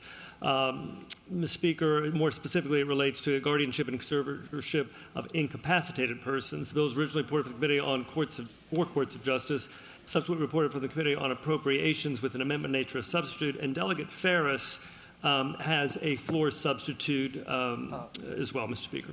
The delegate from Prince William, Delegate Rome. Thank you, Mr. Speaker. Mr. Speaker, I will defer for a moment to the delegate from Campbell if he had something to mention on that, but I'm happy to take the lead on dealing with this. Oh, okay. Well then, in that case, what I'll do then is I will move to reject the appropriation substitute so that we can then vote in favor of the floor substitute. Shall the committee substitute be agreed to? All those in favor say aye. Those opposed, no. No. The substitute is rejected. The delegate from Prince William, Delegate Rome. Thank you, Mr. Speaker. Mr. Speaker, I would ask the clerk to report the floor substitute. Mr. Speaker, the floor substitute offered by Delegate Ferris to Senate Bill 514 has been distributed. It's available online and before the body. The delegate from Prince William. Thank you, Mr. Speaker. All right, so Mr. Speaker, this does a few things, so strap in everybody, there's a lot here. So the floor substitute contains technical amendments requested by the Department of Aging and Rehabilitative Services, striking section references that were not in the version passed out of appropriations. On lines 38, changes not available to not advisable, which was the language in this bill in previous versions. On line 126, it strikes in a statement of whether the incapacitated person has been informed of the restriction because the restriction procedure portion is no longer in the bill. This then strikes number 9, a statement as to whether the guardian has completed the training required by subsection E1 of 64.2-2019, which was in the version that reported from appropriations and refers to a section that was no longer in the legislation. Now, SB 514 is a guardianship reform bill that includes recommendations number 1, 13, and 21 from JLARC's guardianship study, Improving Virginia's Adult Guardianship and Conservatorship System. The bill incorporates HB 623 from Delegate Hudson, which has passed this body unanimously, as well as HB 1212 from Delegate Glass, which also passed this body unanimously on the same day. When public and private guardians complete the annual report about the condition of the incapacitated adult who is their ward, this bill will require that they provide a more thorough explanation as to the condition and well-being of the adult. This portion of the bill implements part of recommendation number 21. And with that, Mr. Speaker, I move to adopt the bill. Pass the bill. More?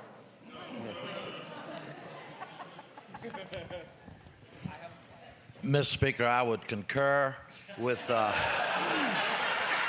rest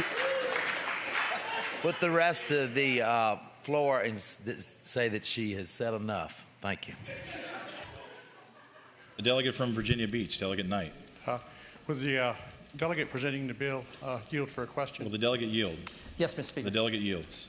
And it's my understanding that the way that it came out of appropriations and subsequently the way that your floor substitute is that it does not have a fiscal impact anymore. Is that correct? That is correct. Mr. Speaker, I would tell the delegate that that is correct and that, in fact, the substitute incorporates the committee amendments while just cleaning up what DARS had requested. I thank the delegate. The question is on adoption of the floor substitute. As many as favor adoption will say aye.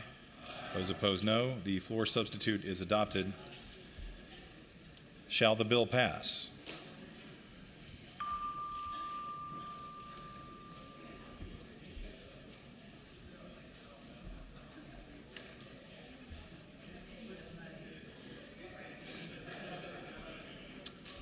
Clerk will close the roll. Ayes 96, noes 0. Ayes 96, no 0. The bill passes.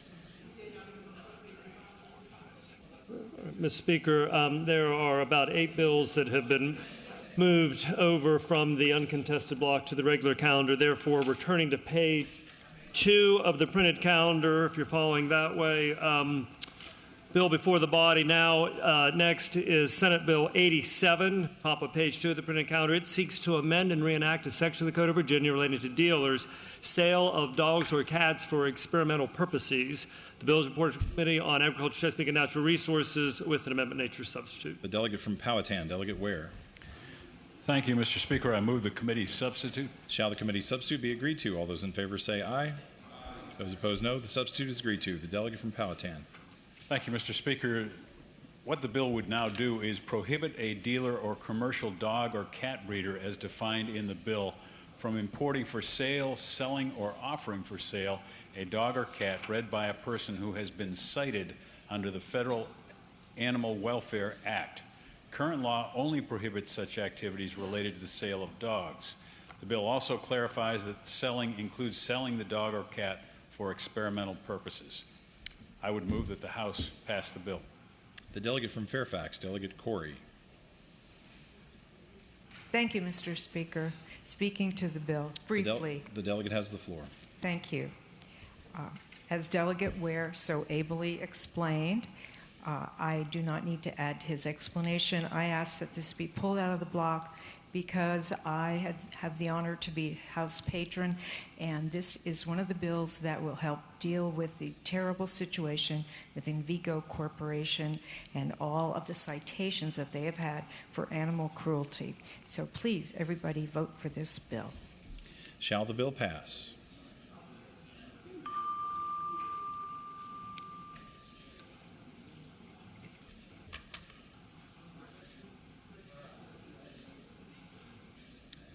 The clerk will close the roll.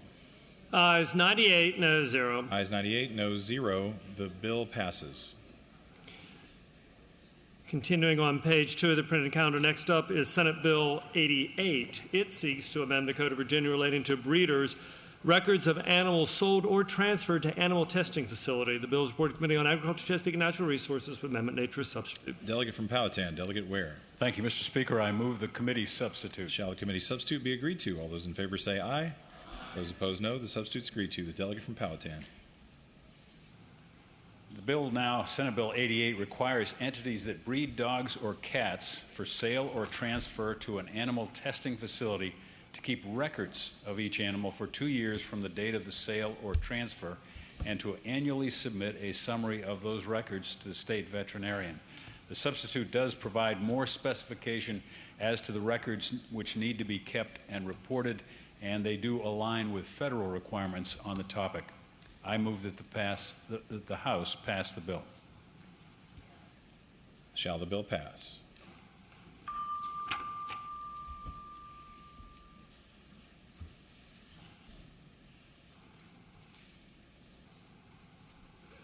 The clerk will close the roll. Ayes 98, no 0. Ayes 98, no 0. The bill passes. Next up is Senate Bill 90. It seeks to amend and reenact a section of the Code of Virginia relating to breeders of dogs and cats for animal testing facilities, adoption of dogs and cats. The bill is before the Committee on Agriculture, Chesapeake, and Natural Resources with an amendment. The delegate from Powhatan, Delegate Ware. Thank you, Mr. Speaker. I move the committee amendment. Shall the committee amendment be agreed to? All those in favor say aye. Aye. Those opposed, no. The amendment is agreed to. The delegate from Powhatan. Thank you, Mr. Speaker. Senate Bill 90 requires a breeder of dogs and cats for sale or transfer to an animal testing facility that no longer has the need for a dog or cat in its possession to offer the animal for adoption prior to euthanizing. Currently, only animal testing facilities are subject to this requirement. The amendment, should note, is technical, and I should also note this concludes the Senator Stanley segment of the bill calendar. I move that the House pass the bill. Shall the bill pass?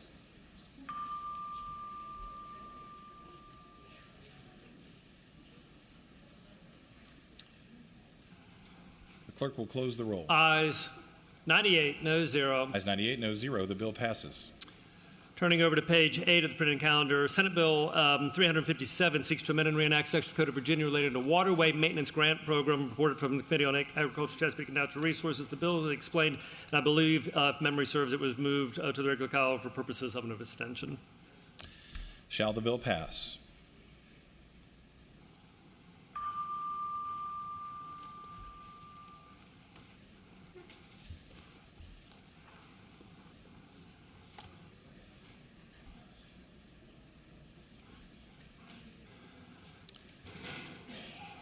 Clerk will close the roll. Ayes 97, noes 0, abstentions 1. Ayes 97, noes 0, abstentions 1. The bill passes.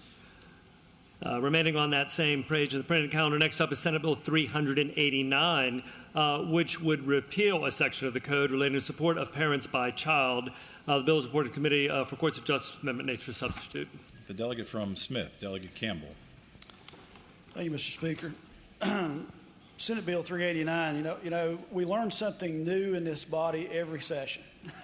And I was pleased to learn that, in fact, current law provides that it's a misdemeanor for a child, an adult child, not to provide support and maintenance for their parent when it's necessary. As a father of 4 children, I was very pleased to learn of that. But my retirement plan, unfortunately, Mr. Speaker, was short-lived. This bill seeks, originally, as is originally filed, sought to repeal that provision at law. The committee actually amended the bill, and I would accordingly move the committee substitute. Shall the committee substitute be agreed to? All those in favor say aye. Those opposed, no. The substitute is agreed to. The delegate from Smith. Mr. Speaker, now the bill as amended, essentially, rather than repeal, would simply state that a child does not have such a duty to provide support and maintenance for his mother or father, but that notwithstanding that, in any bankruptcy proceeding, an adult child who is a debtor may thereafter exempt the reasonable expenses used to provide support and maintenance to such debtor's parent. Mr. Speaker, I would move passage of the bill. Shall the bill pass?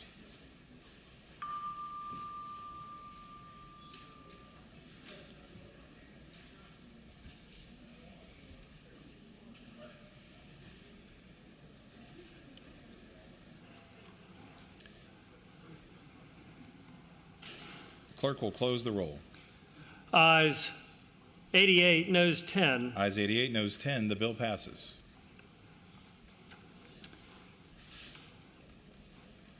Moving to page 9 of the printed calendar. Next up is Senate Bill 405, which seeks to amend the Code of Virginia relating to coverage for prosthetic devices and components. The bill is reported to Committee on Committee on Commerce and Energy with amendment substitute. That substitute has been agreed to. The bill has been explained. That's all I know.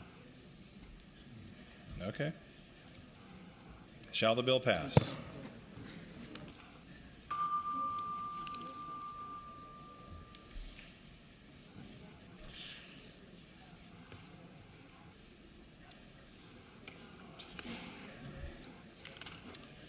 Clerk will close the roll. Ayes 95, noes 3. Ayes 95, noes 3. The bill passes.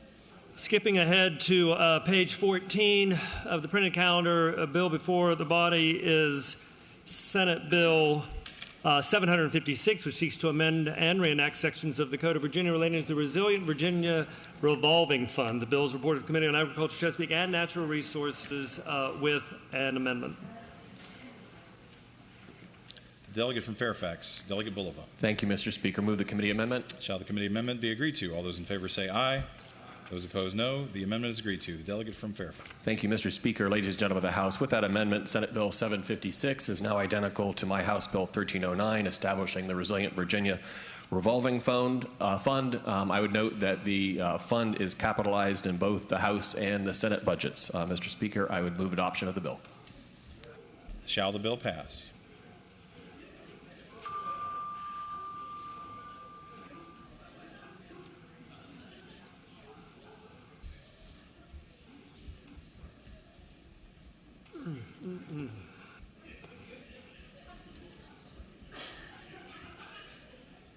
The clerk will close the roll. Ayes 73, noes 25. Ayes 73, noes 25. The bill. And the last bill in this category, Senate Bill's third reading, regular, found top of page 21 of the printed calendar. Senate Bill 464 seeks to amend and reenact a section of the Code of Virginia relating to witnesses summons in a criminal matter requirements. The bill was reported to the Committee for Courts of Justice. The delegate from Pennsylvania, Delegate Adams. Thank you, Mr. Speaker. Senate Bill 464 requires that when an attorney for the Commonwealth issues a summons for a witness, he must also file a copy with the clerk of court and the defendant or his attorney. I move the House pass the bill. Shall the bill pass?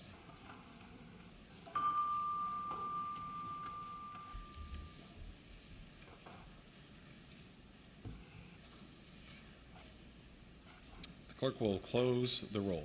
Ayes 98, no 0. Ayes 98, no 0. The bill passes. Continuing with today's calendar, next category of bills, House bills with Senate amendments. House bills with Senate amendments, middle of page 23. The printed calendar, House Bill 1339 has been taken by for the day. Therefore, the first bill before the body is House Bill 573. It relates to a statute of limitations, medical debt. The bill originally passed the House February 14th, subsequently passed the Senate with substitute with amendment March 2nd, and those amendments, substitute and amendment, are before the body. The delegate from Portsmouth, Delegate Clark. Yes, HB 573 is a bill that clarifies the statute of limitations on judgments for medical debt. From 3 years rather than 5, the bill passed the House on a vote of 88 to 11. When it got to the Senate, we talked to the some stakeholders, and also the Attorney General's office. We agreed with recommendations to ensure that when liens related to personal injury actions that is tied to medical debt, that the 3 years is told. We added an enactment clause, and I'm asking the House that we accept these amendments. Shall the Senate amendments be adopted?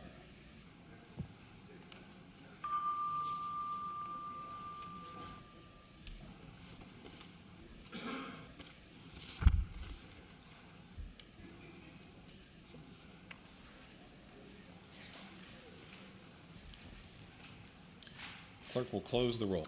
Ayes 87, noes 9, abstentions 1. Ayes 87, noes 9, abstentions 1. The Senate substitute is agreed to. Turn to page 24. House Bill 20 relates to alcoholic beverage control tax allocation funding for the Virginia Spirits Promotion Fund. The bill originally passed the House February 8th, subsequently passed the Senate with a substitute, and that substitute is before the body. The delegate from Hanover, Delegate Fowler. Thank you, Mr. Speaker. I move the committee substitute. Well, I believe it's the Senate substitute. Thank you, Mr. Speaker. Yes, sir. Speaking to the Senate substitute. Yep. With substitute, Mr. Speaker, House Bill 20 is now identical to Senate Bill 196, which passed the House by a vote of 83 to 16. Mr. Speaker, I move passage of the bill. Shall the Senate substitute be adopted?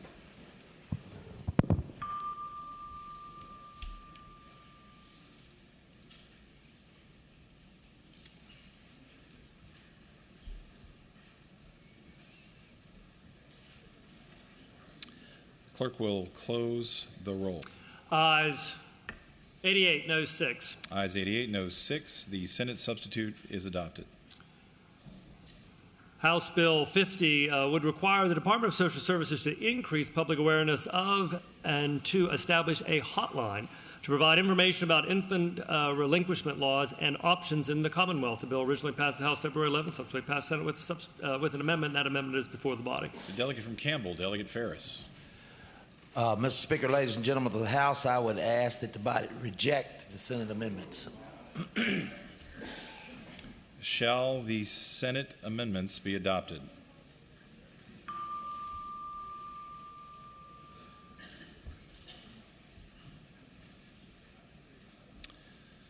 The clerk will close the roll.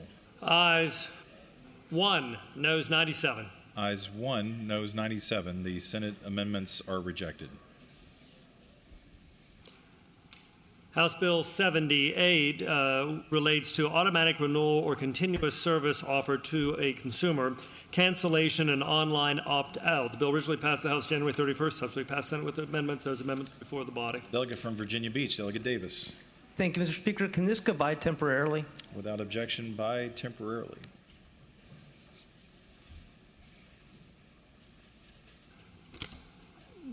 Next up is House Bill 95. It relates to adult protective services investigations, financial institutions, furnishing of records and information. The bill originally passed the House February 7th, subsequently passed with an amendment. The amendment is before the body. The delegate from Botetourt, Delegate Head.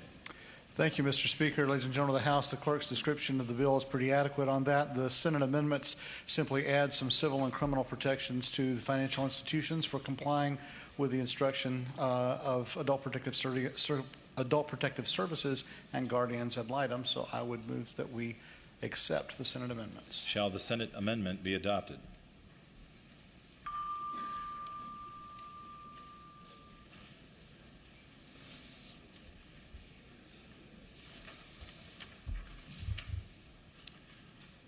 Clerk will close the roll.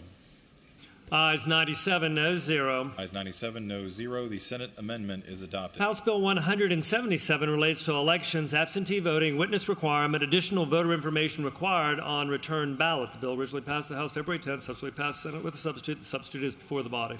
The delegate from Accomack, Delegate Bloxham. Thank you, Mr. Speaker. I would ask the body to reject the Senate substitute.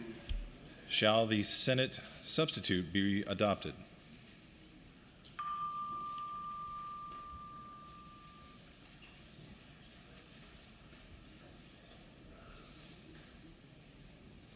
Clerk will close the roll. Ayes 0, noes 98. 0, noes 98. The Senate substitute is rejected. Next up is House Bill 205. It relates to state and local election officials. Acceptance of certain gifts and funding prohibited. The bill originally passed the House February 11th, subsequently passed the Senate with the substitute. The amendment nature substitute is before the body. Delegate from Sussex, Delegate Waxman. Thank you, Mr. Speaker. Ladies and gentlemen of the House, I'd like to move that the amendments for House Bill 205 be adopted, please. Tell us what they do, please. I'm sorry? Tell us what they do. Okay, I'm sorry. What this does is, thank you, this will conform the House bill to the Senate bill, and it merely adds language to note that private and non-government agencies can donate to the federal government program and that those elected officials could receive those federal funds. Shall the Senate substitute be adopted?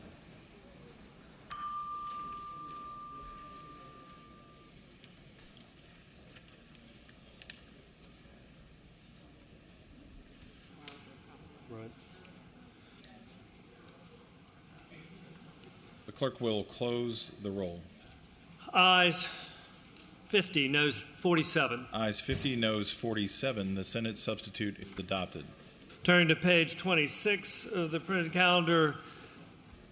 Next up is House Bill 229. It relates to the Department of Health, social determinants of health.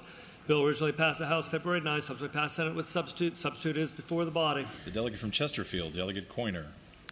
Mr. Speaker, the Senate substitute provides a technical change to subsection B in regards to information on demographics and the social determinants of health that the Department of Health will be collecting, that no new analyses will be done, but their current practice will be codified. I would ask that the body adopt the Senate substitute. Shall the Senate substitute be adopted?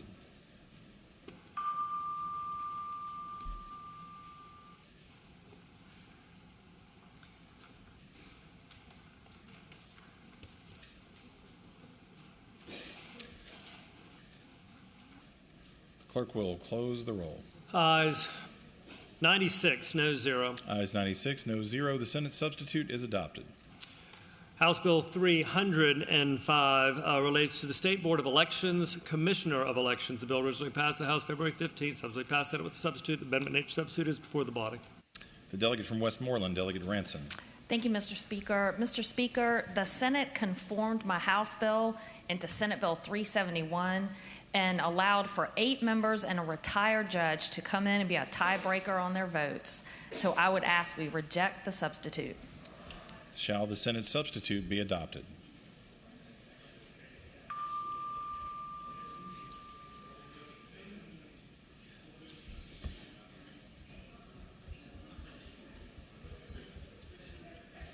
Clerk will close the roll. Ayes 0, noes 96. Ayes 0, noes 96. The Senate substitute is rejected.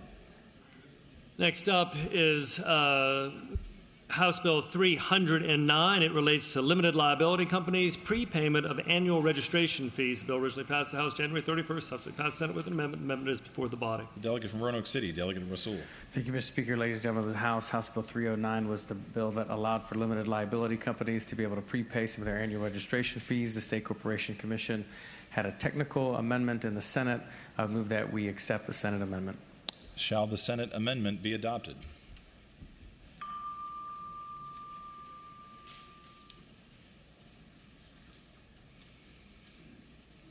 The clerk will close the roll. Ayes 98, noes 0. Ayes 98, noes 0. The Senate amendment is adopted.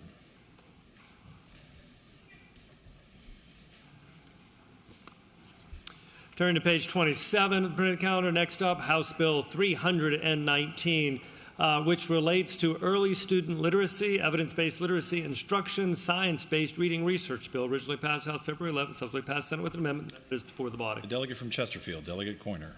Mr. Speaker, the Senate amendment, in an effort to align our House bill with the companion Senate bill, the start date for the effect of the bill were different. I would ask that the body reject the Senate amendment so that the start date is immediate. It will allow the literacy screener to not go into effect until 2024. Thank you, Mr. Speaker. Shall the Senate amendment be adopted?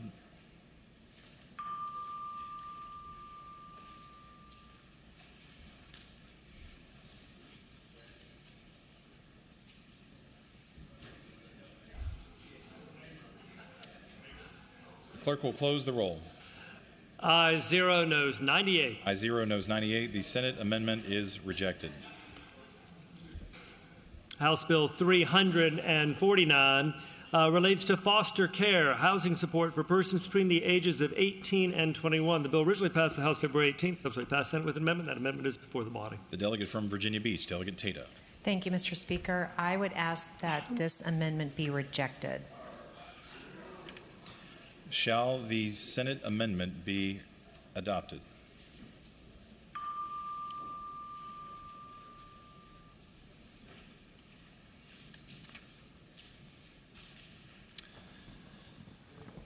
The clerk will close the roll. Ayes 2, noes 95. Ayes 2, noes 95. The Senate amendment is rejected. House Bill 396 relates to electric utilities, municipal net energy metering. The bill originally passed the House February 14th, subsequently passed Senate with an amendment. That amendment is before the body.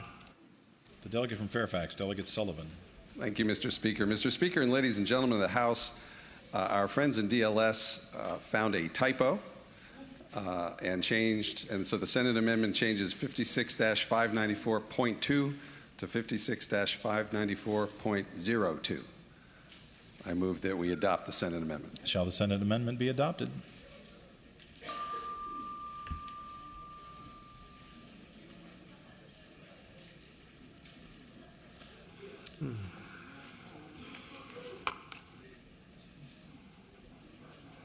Clerk will close the roll. Ayes 97, noes 0. Ayes 97, noes 0. The Senate amendment is adopted. Turn to page 28 of the printed calendar. The bill before the body is House Bill 405. It relates to Business Park Electric Transmission Infrastructure Pilot Program, location of qualifying projects. Bill originally passed the House February 2nd, subsequently passed Senate with amendments. Those amendments are before the body. The delegate from Giles, Delegate Ballard. Thank you, Mr. Speaker. Mr. Speaker, House Bill 405 simply makes more business parks eligible to qualify for the pilot program. The Senate amendments just added Planning District 19 as an eligible location because of a site readiness initiative at a business park north of Emporia. I ask that we accept the Senate amendments. Shall the Senate amendments be adopted?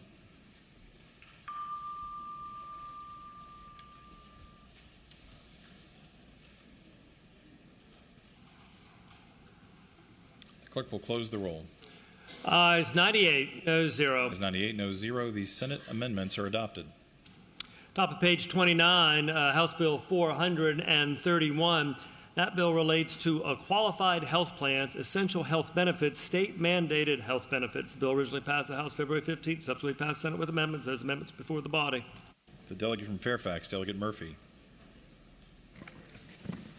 Thank you, Mr. Speaker. I'm a little confused, to be honest. But this is, anyway, we just should reject the Senate amendment. Easy enough.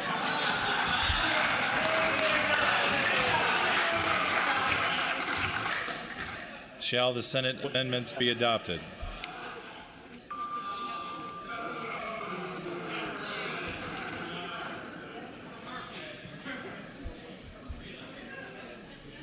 The clerk will close the roll. Ayes 0, noes 95. Ayes 0, noes 95. The Senate amendments are rejected. House Bill 484, it relates to the Virginia Initiative for Education and Work, exemption for post-secondary students. The bill originally passed the House February 15th, subsequently passed the Senate with an amendment. That amendment is before the body. The delegate from Fairfax, Delegate Helmer. Thank you, Mr. Speaker. Mr. Speaker, I think the other delegate from Fairfax said it about right. Let's reject these amendments and get it into conference. Shall the Senate amendment be adopted?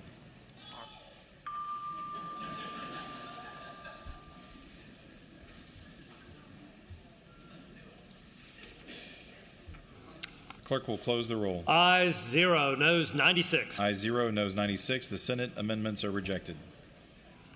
House Bill 653 relates to foster care, local boards of social services, collaborative placement program. The bill was originally passed the House February 8th, subsequently passed the Senate with an amendment. That amendment is before the body. The delegate from Washington, Delegate Wampler.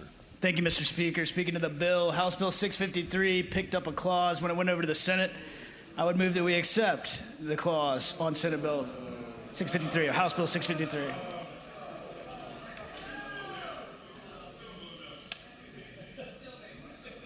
Is that really your motion?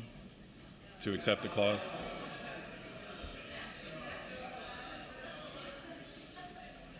Mr. Speaker. The delegate from Fairfax, Delegate Simon. Speaking to the motion. The delegate has the floor. Mr. Speaker, I don't think we've ever accepted the clause here, and despite what the patron said, I think we should all vote no.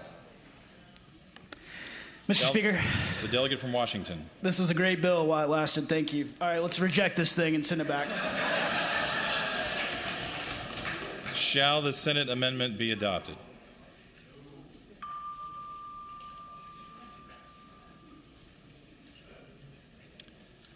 The clerk will close the roll.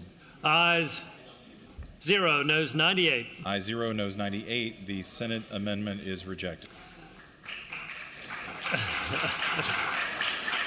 Turning to page 30 of the printed calendar. Next up, Senator Delegate Wampler. House Bill 657. It directs the Department of Energy to identify the volume and number of waste coal piles. The bill originally passed the House February 9th, subsequently passed the Senate with substitute with amendment. Now they are before the body. The delegate from Washington, Delegate Wampler. Mr. Speaker, I would move that we accept the Senate amendment on this bill. Mr. Speaker. The delegate from Caroline, Delegate Orrock. Wait, will the gentleman from Washington yield to purposes Will the of delegate question? yield? I'll yield. The delegate yields. Mr. Speaker, would the gentleman explain to us what the effect of accepting this amendment would be on the legislation, specifically as it relates that it would go into the code book as enacted by the General Assembly with a little asterisk that would say, but only if funded in the budget? Could he explain how that really has any power under law? Mr. Speaker, I would answer the delegate by saying that without any appropriation in the upcoming biennium, this law would not have effect in the Code of Virginia. But being a member of appropriations and in the hopes that there are additional monies available throughout the next week, we're going to allow this clause to stay on and let this bill move forward. The delegate from Fairfax, Delegate Simon. Mr. Speaker, speaking to the motion. The delegate has the floor. Mr. Speaker, this is, again, the clause. As the delegate from Caroline pointed out, we have not been in the practice of allowing this superfluous language to get into the code. I hope that everybody will vote no on these Senate amendments. The delegate from Smith, Delegate Campbell. Mr. Speaker, I wonder if the gentleman from Washington would yield for a question. Will the delegate yield? Mr. Speaker, I'll yield. The delegate yields. Delegate Wampler, it appears that a lot of your bills have caught a case of the clause this session. I would recommend that you see Dr. Knight on the 13th floor about that. The delegate from The delegate from Scott, Delegate Kilgore. Mr. Speaker, I would move that we reject the amendments and that we go into conference, and we'll take care of the gentleman from Washington during this process. Let's hope so. I'm sure glad we spent all that time doing that. Shall the Senate amendments be adopted?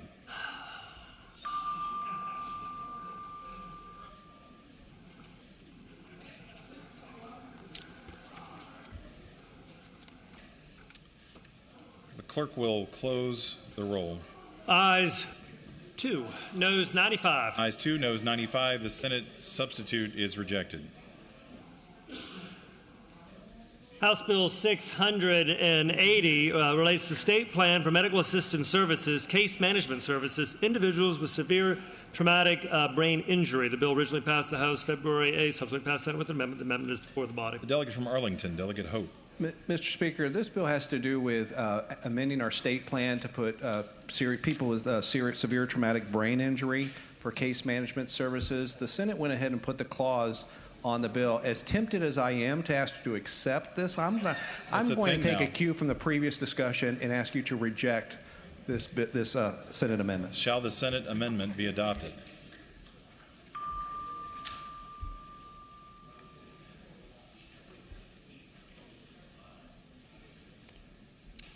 The clerk will close the roll. Ayes 0, noes 97. Ayes 0, noes 97. The Senate amendment is rejected. House Bill 717 relates to unaccompanied homeless youth services consent. The bill originally passed the House February 14th, subsequently passed the Senate with an amendment nature substitute, and that amendment is before the body. The delegate from Fairfax, Delegate Fillercorn. Thank you, Mr. Speaker. Mr. Speaker, members of the body, this Senate substitute reflects the changes that are technical in nature. It actually tightened these changes tighten up the guardrails language that requires shelters and housing service organizations to ensure that the young people have not been reported missing, and also to ensure that they have access to shelters in emergency disaster situations. I move that we accept the Senate substitute. Shall the Senate substitute be adopted?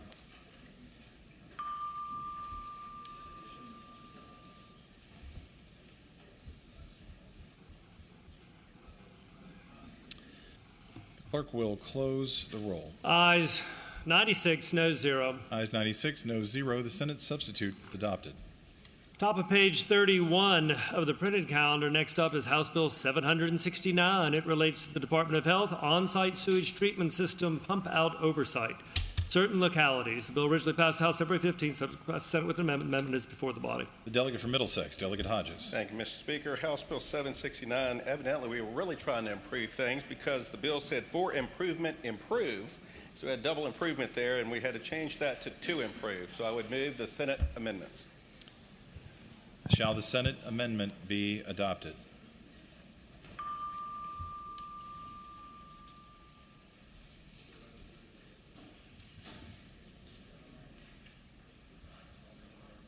The clerk will close the roll. Ayes 97, no 0. Ayes 97, noes 0. The Senate amendment is adopted. House Bill 857 relates to the Virginia National Guard, institutions of higher education, tuition grants. The bill originally passed the House February 11th, subsequently passed the Senate with an amendment. That amendment is before the body. The delegate from Loudoun, Delegate Reed. Mr. Speaker, this has absolutely nothing to do with the clause and is actually a substantive improvement to the bill that left the House. This is the National Guard Tuition Reimbursement Grant Program, and what they did in the Senate is they added in that said that the grants will be awarded for the amount of money that is available, and then when there is not money left available, it'll be, or as the money starts to run out, it'll be awarded in the order that the applications came in. So I would ask that the body pass the Senate amendment. Shall the Senate amendment be adopted?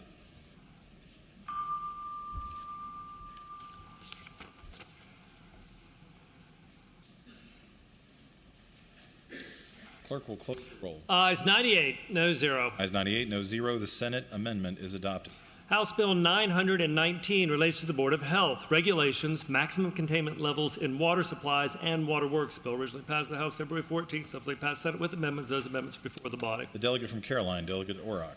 Mr. Speaker, members of the body, the Senate Finance Committee wanted to ensure that there was no potential fiscal impact on this measure. That's the primary effect of the Senate amendments. I would move that we accept the Senate amendments. Shall the Senate amendments be adopted?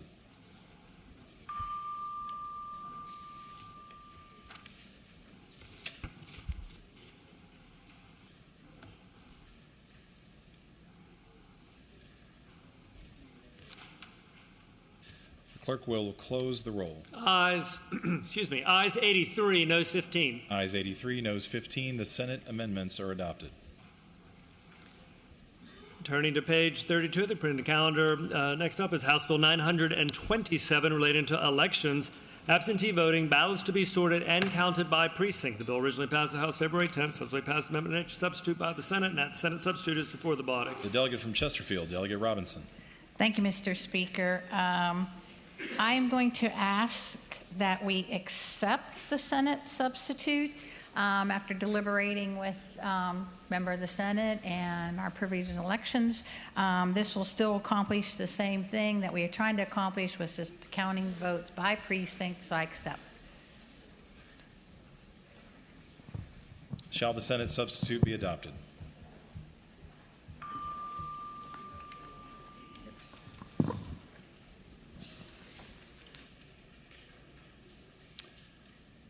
Clerk will close the roll. Ayes 97, no 0. Ayes 97, no 0. The Senate substitute is adopted. Next up, also patroned by Delegate Robinson, is House Bill 935. It would provide an income tax refunds for individuals or married persons filing a joint return. The bill originally passed the House February 15th, subsequently passed Senate with substitute amendment. Nature substitute is before the body. The delegate from Chesterfield, Delegate Robinson. Mr. Speaker, I'm going to reject the Senate substitute as this is continuing to be deliberated on. So I ask the body to reject the Senate substitute. Shall the Senate substitute be adopted?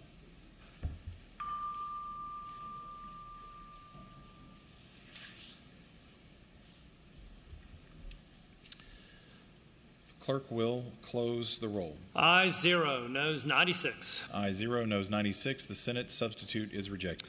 Top of page 33. Next up is House Bill 1027. It relates to financial institutions, sales-based financing providers.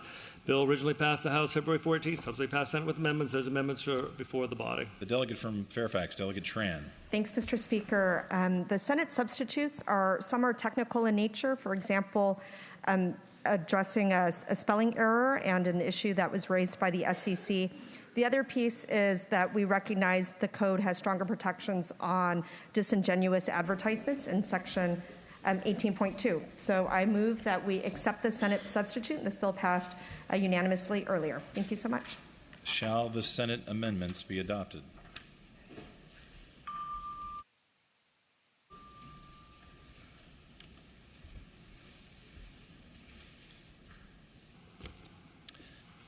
Clerk will close the roll. Ayes 95, no 0. Ayes 95, no 0. The Senate amendments are adopted.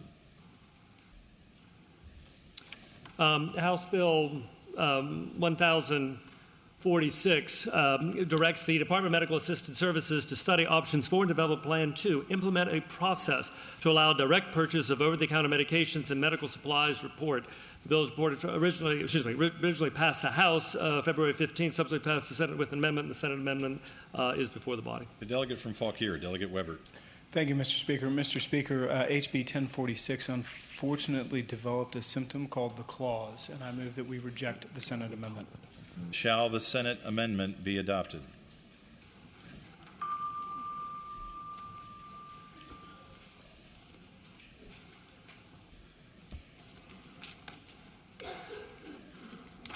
Clerk will close the roll.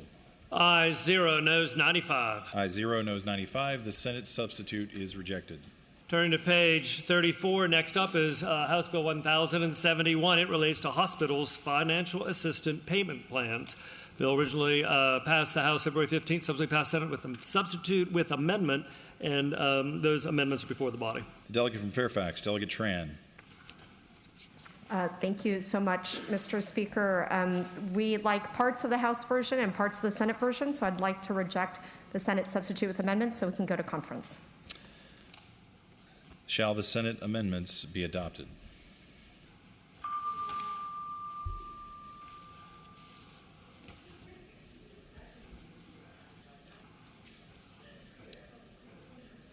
Clerk will close the roll. Ayes 0, noes 96. Ayes 0, noes 96. The Senate amendments are rejected. House Bill 1162 relates to health insurance, discrimination prohibited against covered entities and contract pharmacies. The bill originally passed the House February 14th, subsequently passed Senate with an amendment. The Senate amendment is before the body. A delegate from Sussex, Delegate Waxman. Thank you, Mr. Speaker. House Bill 1162, at 11th hour before it went to the Senate, there was a stakeholder that asked that we put an exemption into this bill to exempt those prescriptions that are estimated to cost more than $250,000 a year in drug spend. We did accept that amendment, and I do hope that it is the wish of this body to accept that amendment. Thank you. Shall the Senate amendment be adopted?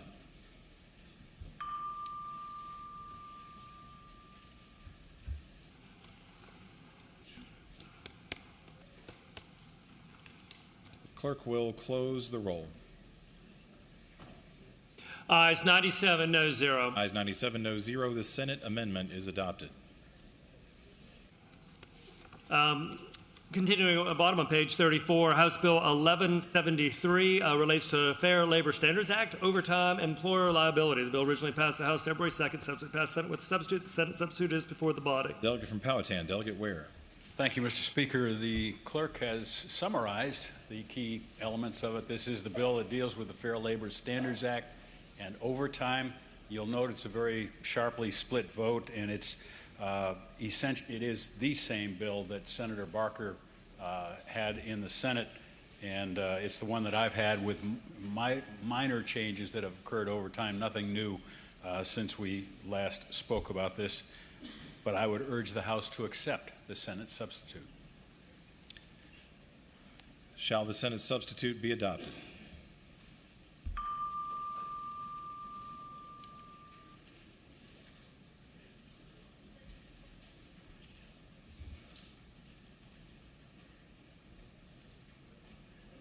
The clerk will close the roll. Ayes 55, noes 42. Ayes 55, noes 42. The Senate amendments are adopted.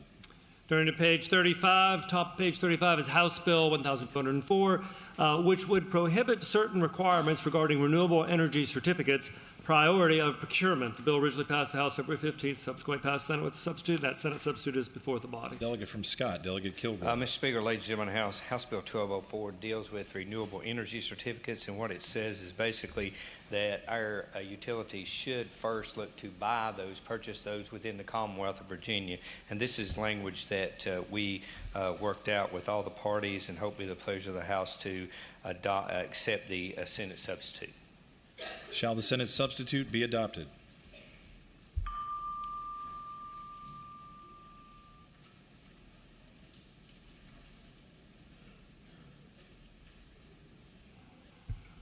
The clerk will close the roll. Ayes 90, noes 6. Ayes 90, noes 6. The Senate substitute is adopted.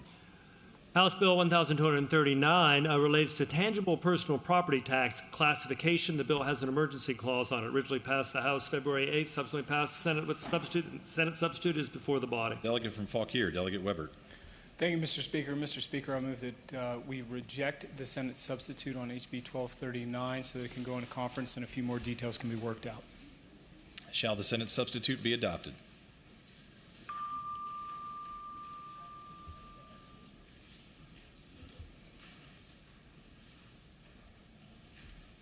Clerk will close the roll.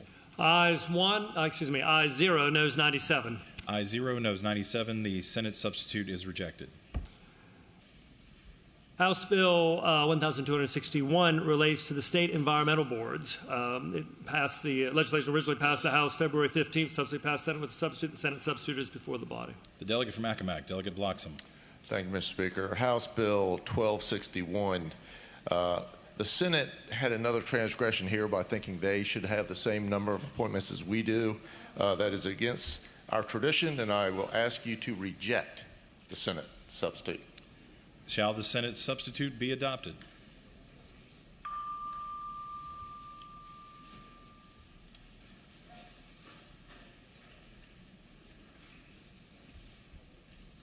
The clerk will close the roll. Ayes 0, noes 96. Ayes 0, noes 96. The Senate substitute is rejected. Next up is House Bill 1270, patroned by Delegate Sickles. It would require the Department of Social Services to submit a request for a waiver to allow individuals in the custody of state or local correctional facilities to apply for SNAP benefits prior to release. The bill originally passed the House February 15th, subsequently passed Senate with amendment. That Senate amendment is before the body. The delegate from Fairfax, Delegate Sickles. Thank you. Good afternoon, Mr. Speaker. I would ask the Senate to reject this clause that they impose on this simple bill. Shall the Senate amendment be adopted?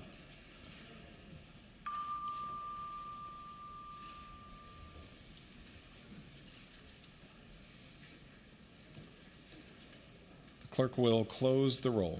Ayes 0, noes 96. Ayes 0, noes 96. The Senate amendment is rejected.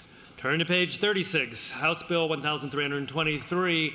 It relates to pharmacists' initiation of treatment with and dispensing and administration of vaccines. The bill originally passed the House February 15th, subsequently passed Senate with a substitute. Senate substitute is before the body. The delegate from Caroline, Delegate Orrock.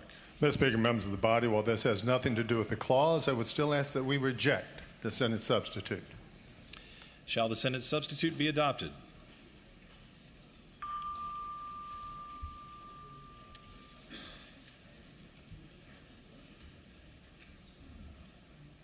Clerk will close the roll.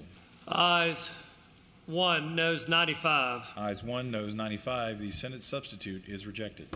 Mr. Speaker, returning one bill that had been taken by temporarily over on page 24 of the printed calendar, House Bill 78.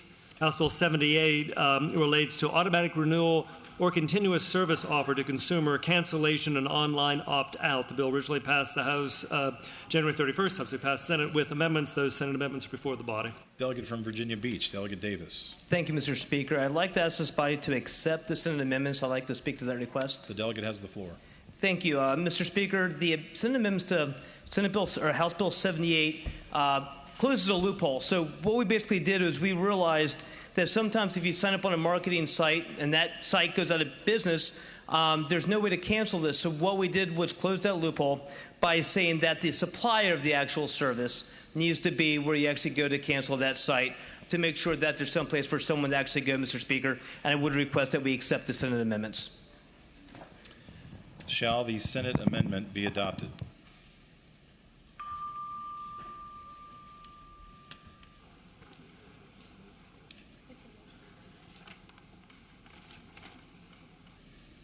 The clerk will close the roll. Ayes 97, no 0. Ayes 97, no 0. The Senate amendment is adopted. Mr. Speaker. The delegate from Rockingham, Delegate Wilt. Thank you, Mr. Speaker. I rise for a motion. The delegate will state it. Mr. Speaker, having voted on the prevailing side by which we passed the Senate substitute for House Bill 20 on page 24, I move that we reconsider that vote. House Bill 20, page 24. The delegate from Rockingham moves that having voted on the prevailing side by which we passed House Bill 20 on page 24, that we reconsider that vote. As many as favor that motion will say aye. Those opposed, no. The motion is agreed to. Shall They ready? you ready? Yes, sir. Shall the bill pass?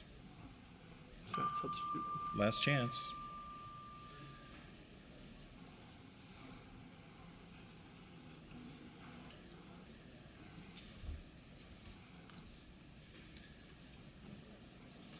The clerk will close the roll. Ayes 86, noes 11. Ayes 86, noes 11. The bill passes.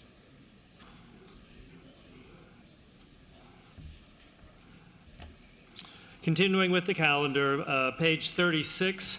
Next category, memorial resolutions laid on the Speaker's table. The memorial resolutions to be adopted in block are listed on pages 36 through 40. Yeah, you're doing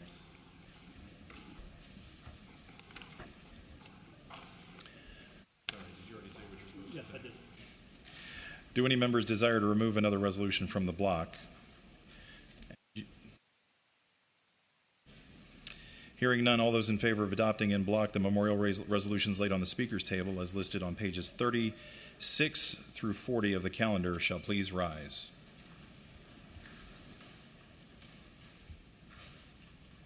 The resolutions are agreed to.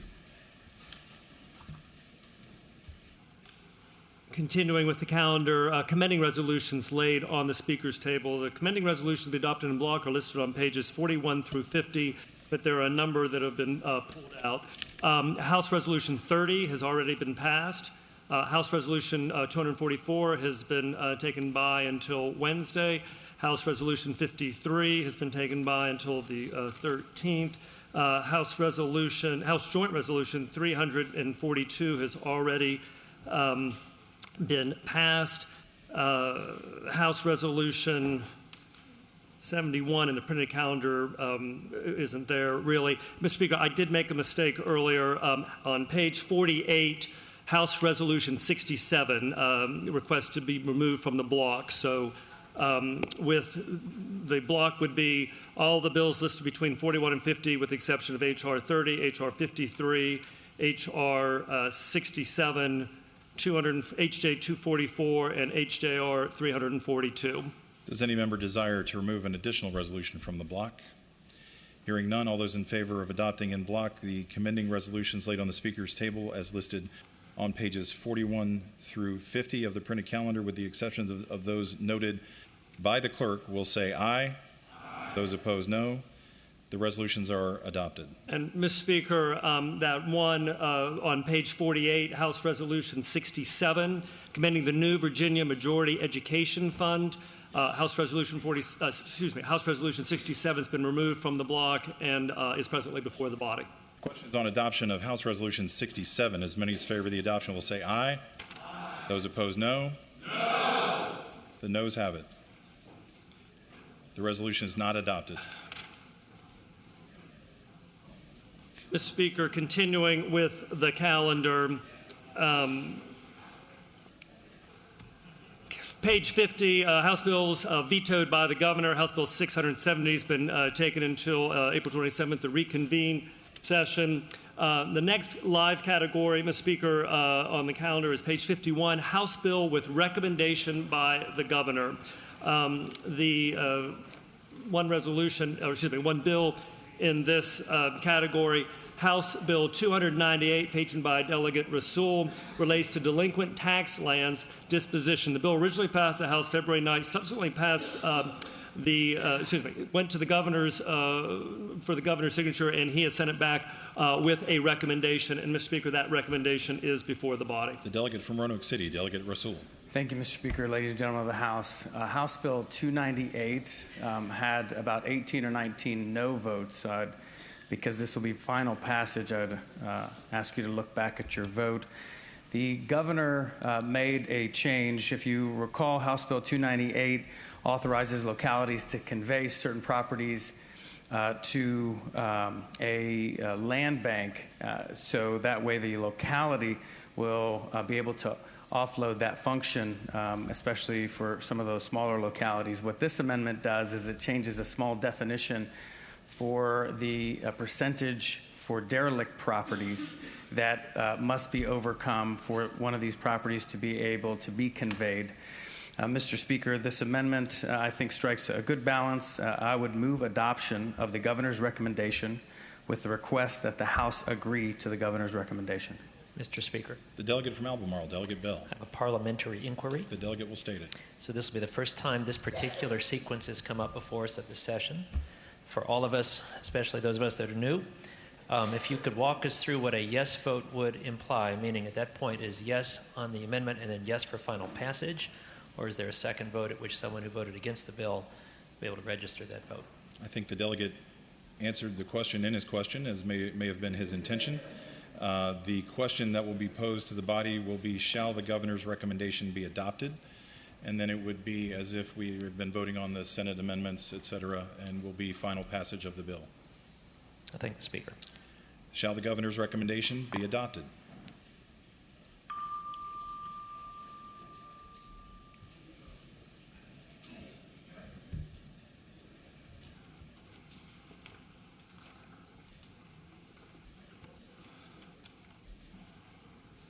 Nothing personal to the governor here, just noting for the record. Clerk will close. The clerk will close the roll. Ayes 79, noes 18. Ayes 79, noes 18. The governor's recommendation is adopted. Do you?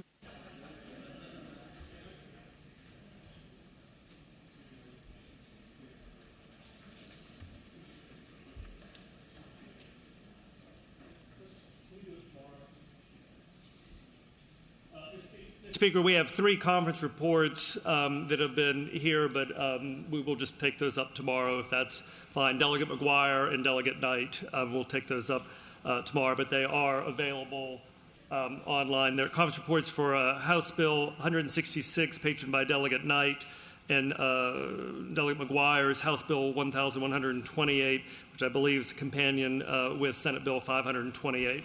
So I apologize. We'll have the board sorted out for tomorrow. That was my fault. Mr. Speaker, that completes the business before the body today. The delegate from Powhatan, Delegate Ware. Mr. Speaker, you mentioned the bills by Delegate Knight. I'm wondering, House Bill 30, was that among the ones that... I wish. Per House Rule 51, the House has returned to the morning hour. Does the clerk have any additional announcements or communications? Yes, sir, Mr. Speaker. Looking ahead to this afternoon, I'm only aware of 2 meetings. The Committee for Courts of Justice is meeting 15 minutes still after adjournment. They will be in House Room 3 in the extension. Committee for Courts of Justice, 15 minutes after adjournment in the House. And the Committee on Appropriations will meet likewise 15 minutes after adjournment of the House, and they'll be in the shared committee room. Mr. Speaker, I also would remind the body that today is the last day for committee action by those resolutions that have not been offered or introduced with unanimous consent. Today's the deadline for introduction of memorial and commending joint resolutions. That deadline is at 5 o'clock this afternoon, excuse me. Then looking ahead to tomorrow, Tuesday, March 8th. If the House were going in at a 10 o'clock, which is my understanding, the Democratic caucus will meet at 9. We'll meet at 9 o'clock tomorrow in House Room 2, and likewise the Republican caucus will meet at 9 in House Room 1. I'd finally simply advise, even though it's for tomorrow afternoon, but for your planning purposes, tomorrow, March 8th, is the deadline for drafts and redrafts of single House HR memorial and commending resolutions. They need to be over to Division of Legislative Services by 5 o'clock. And then tomorrow, the House page debate is from 3:30 to 5 here in the chamber. Tomorrow afternoon, House page debate. So if anyone has time, wants to come and see from a different perspective, please join us at 5:30. Mr. Speaker, at 3:30. That's all the announcements I have at this time. The delegate from Arlington, Delegate Lopez. Thank you, Mr. Speaker. Quick announcement. Mr. Speaker, there was a co-patron sheet honoring Glenn Dubois, who is the Chancellor of the Virginia Community College System, on his retirement. It was handed to Delegate Ware. It went down towards the back row of the Republican side of the building, and it's disappeared. So if anyone has it, if they could hand it back, that would be greatly appreciated. Thank you, Mr. Speaker. The delegate from Hampton, Delegate Cordozo. Thank you, Mr. Speaker. I rise for an announcement. The delegate has the floor. Quick announcement. The Black Dream Caucus will have its first meeting on Wednesday at 4 p.m. in the Pocahontas Building, room 400A.